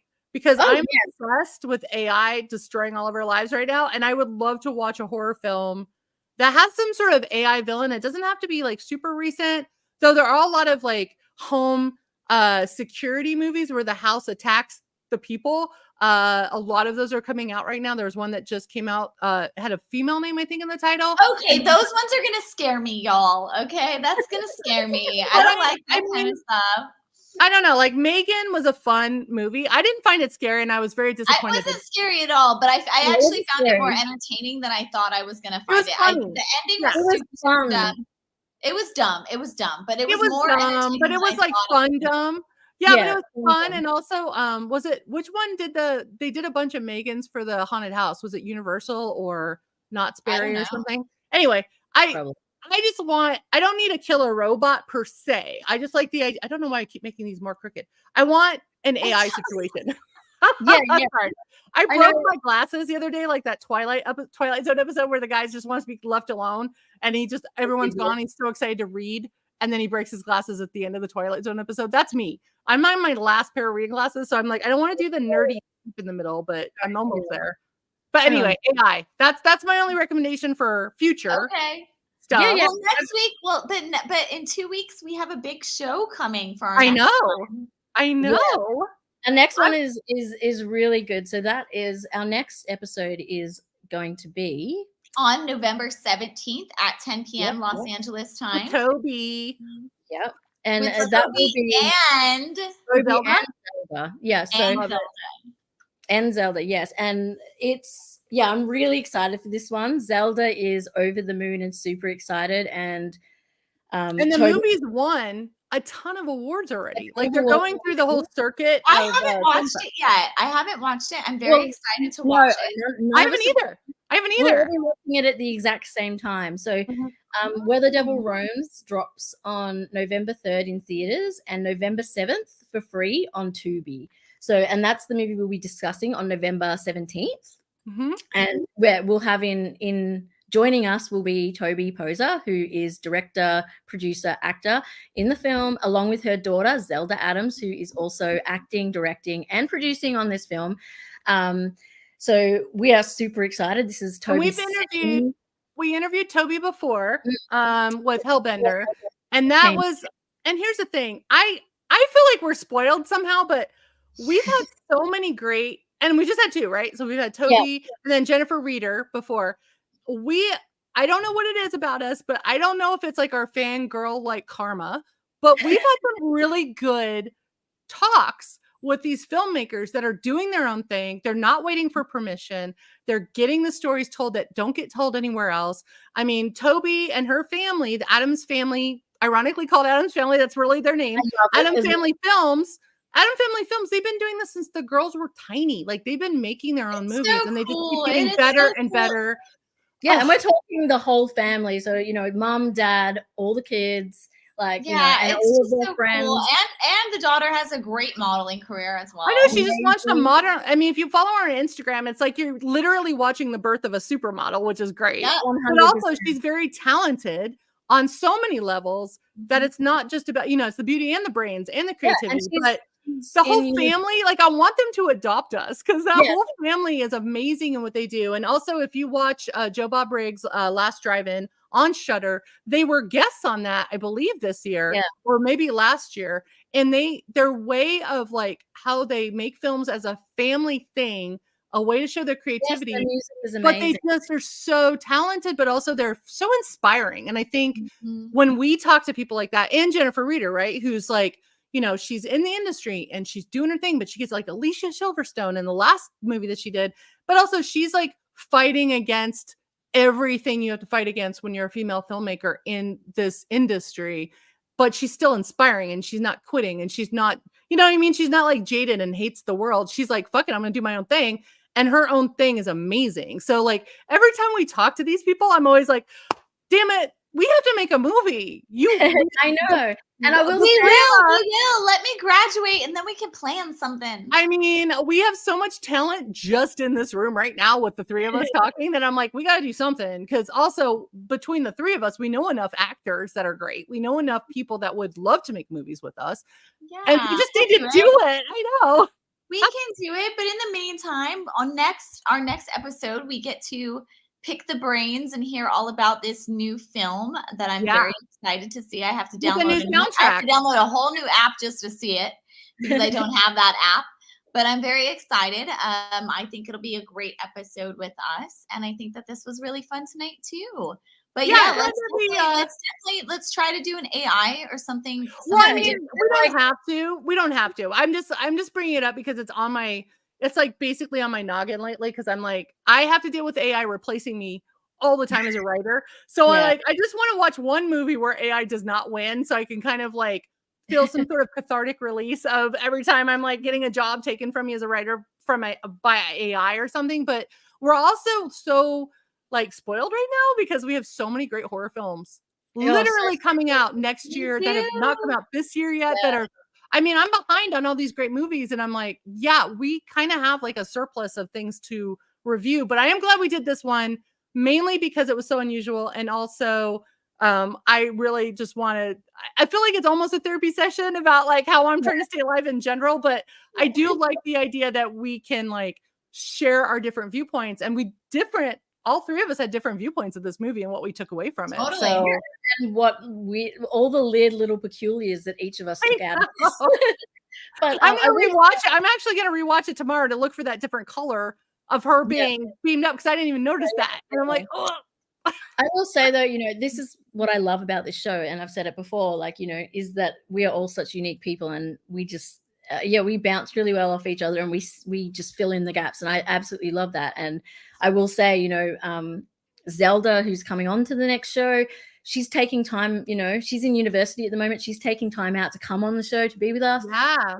Toby is incredible. And Toby, you know, she said this, and I don't know if I passed this on, but I'm doing it now. Toby actually said that this was the funnest interview she ever did. And this was a year ago when we spoke to her now, just over a year. So, she's, you know, really looking forward to this. And, you know, she said it was one of the best interviews and fun just in general that she'd had. So that's testament to just how great this panel is and why this is staying the triangle and never being changed. But I'm honored that I have not ruined the podcast yet. Because I mean, I know I'm very like, oh my gosh, don't say that. We all have our own. I know I'm shouldn't be like, my therapist is like, you got to stop doing that. But I do Stop want to being say, so self-deprecating. You're I know, I'm great. trying not to. It's so hard because it's such a coping mechanism I've had since I was a little kid. But I honestly, like, I feel like this is the everybody type comes of, on the show like with different Pattern. honestly, but people also come it's on like, here we from kind of like Jenna's. speak, but even when we accidentally talk over each other, we still speak the same. I still know what you're saying because it's like you're sitting here with me, and I'm like, da, da, da, and I'm still listening to what Jenna's saying, but my brain's still going blah blah, and you know, Blah, vice- blah. yeah, same with me. And so you know, Here's the thing. I think even though, and I am trying to keep my ADHD. I mean, now that Instagram knows I have ADHD, I'm like getting every Gen Z ad about ADHD on my Instagram and on my TikTok. But I do think like there's a certain way a brain works when you are a fan of something and you're hyper and you have a zillion things going through your head and you're excited to talk to your best friends about horror films. So it's like, I feel like it's a good mix. I'm very glad you still tolerate me, but also I don't want to go full Tarantino. Like, I don't want to talk like Tarantino because that's like a lot. We'll keep you around for a little while. Okay, good. But I was going to say, if there is an apocalypse, I am more than happy to be the decoy. So if you need someone to make the ambulance go one way while you go the other, I am totally okay with that. Oh, thanks, Bonnie. Bonnie volunteered. yeah, she volunteered. I'll be the volunteer in like Hunger Games. I'm the first one who will die in Hunger Games. I mean, let's be honest. But like, if it's like something like aliens, I'll be tribute. And also, if it's zombies, I'm just gonna be like, yeah, just do it. If it's vampires, werewolf, I'm down. I'm fine. I'll be one. But if it's like something I don't want to really be, like a big mushroom or something, then yeah, I'll run and then it'll chase me and you guys can hide. I think about these things at 3 a.m. This is what keeps me up at night. I'm like, okay, how can I be a good friend? I will die for my friends in the apocalypse. I have to eat. I haven't eaten dinner yet, and it's 10:30. We're all hangry. We're getting hangry. I know, right? Speaking of zombies. Yeah. So yeah, we will be back November 17. All three of us with Zelda Adams and Toby Poser. You can also see me this month. I think on the 24th, I will be on Movie Night Extravaganza doing Buffalo 66, one of my favorite films of all time. That's a good movie. Yeah. So we'll be talking about that. Jenna, do you want to go next? Yeah. So so my little link trees underneath my little picture on here. So you can find all of my official links and pages there. And I am actually going live on my Spicy site tomorrow for my subscribers. So don't miss that. I have a bunch of new content that I'm releasing on there, and I'm still working on my creative projects, which are like actually being like designed right now, which is very exciting. So look out for those. But yeah, I'll be back here in 2 weeks, and I'm very excited to like discuss and have guests on. And I am going to have Felicia Day and I have a book club show that we do on her Twitch, the Felicia Day Twitch and YouTube. I think that's coming up in a couple of weeks. We're discussing, I think it's Gary Whitta's latest horror sci-fi book. And then also I'm in a Star Wars holiday special documentary with Seth Green and Patton Oswalt and Weird Al and all these celebrities talking about the Star Wars holiday special. It's called A Disturbance in the Force. It's finally getting a huge premiere at Man Chinese Theater, I think on November 22nd, 21st or something. I don't know if I'm going to go yet or not because my anxiety is like through the roof on this one. Go and take Jenna as your date and start. Yeah. Oh God. Yeah. Yes. That way you could distract everyone, so no one will look at me and I'll look at you and they'll think I'm cool because I brought you. Yes. That's what I'll do. And then we can get Jenna another role in something. We'll talk. It'll happen eventually. It'll happen. And then I'm focused on school right now and just hanging out with friends. I'll just text you. We'll figure it out. And then also, I'm in the middle of writing. It's a comic, but it might turn into a screenplay it's loosely autobiographical, but it's about a girl that gets lonely during lockdown and she decides to turn a Ouija board into Tinder. And she's basically going through demons to try to date demons. So no one steal this idea. I just realized I did not trademark this at all. So if this turns into like a boom, Oh, Jason Blumhouse, if you're watching, do not make this movie without me. I swear to God, if someone steals another idea from me from a podcast that I get little loosey lips talking about, I'm going to lose it. So, but that's something I'm working on. But yeah, I will. I'll be on, and you can find me on social on Bonnie Girl. I'm on everything. I'm on things people don't even look at anymore, like Live Journal. So you can pretty much find me anywhere. Yay. I just redid my Live Journal the other night, and I'm like, why am I on this? What's going on? Thanks, I don't Adderall. even remember my password for that, but yeah, you can find me on all socials just under Renee Ruin, one word, and of course there's links to everything Night Shift. We are on Twitter, we are on Facebook, and Instagram. So yeah, you can find us, and if you have films that you're really keen for us to talk about, drop them in any of our socials. We will see them. And if you have questions, I'm an idiot and I read all the comments and comment back. So if you have nice things to say, don't harass us. But if you have questions, then yeah, leave them in the comments, subscribe, and all that. And I'm always like trolling in the comments. Yeah, I think you need this one, Bonnie. Oh, you're the center of attraction, Bonnie. Oh, thanks. Yeah, I mean, thank you, but also that's horrifying to think about. Yeah, now that I'm thinking about, I'm gonna invite Jenna. I'm inviting you to everything, so that you're my like human beauty. I will come. I'm gonna look at you. I will come. I'm the best. All right, we'll do it. And as soon as anything happens in Australia, I'm coming to you, Renee. We're coming to invade at some point. Yes, invasion. Yay! Awesome. So yeah, again, thank you everyone for coming and joining us. I know that everybody comes from diverse sources here to see us: Bonnie fans, Jenna fans, me fans. And it's just awesome that we can all come together and have such a fun time together. And we are so pumped, and we will see you September. Good Lord, we're going back in time. No, I wish it was November's their birthday again. November 17. Yes. And we'll see you then. So keep an eye on socials. There will be a post coming up very soon with all the deets. So thank you again. Thanks for joining us. Love you guys. Bye. Bye.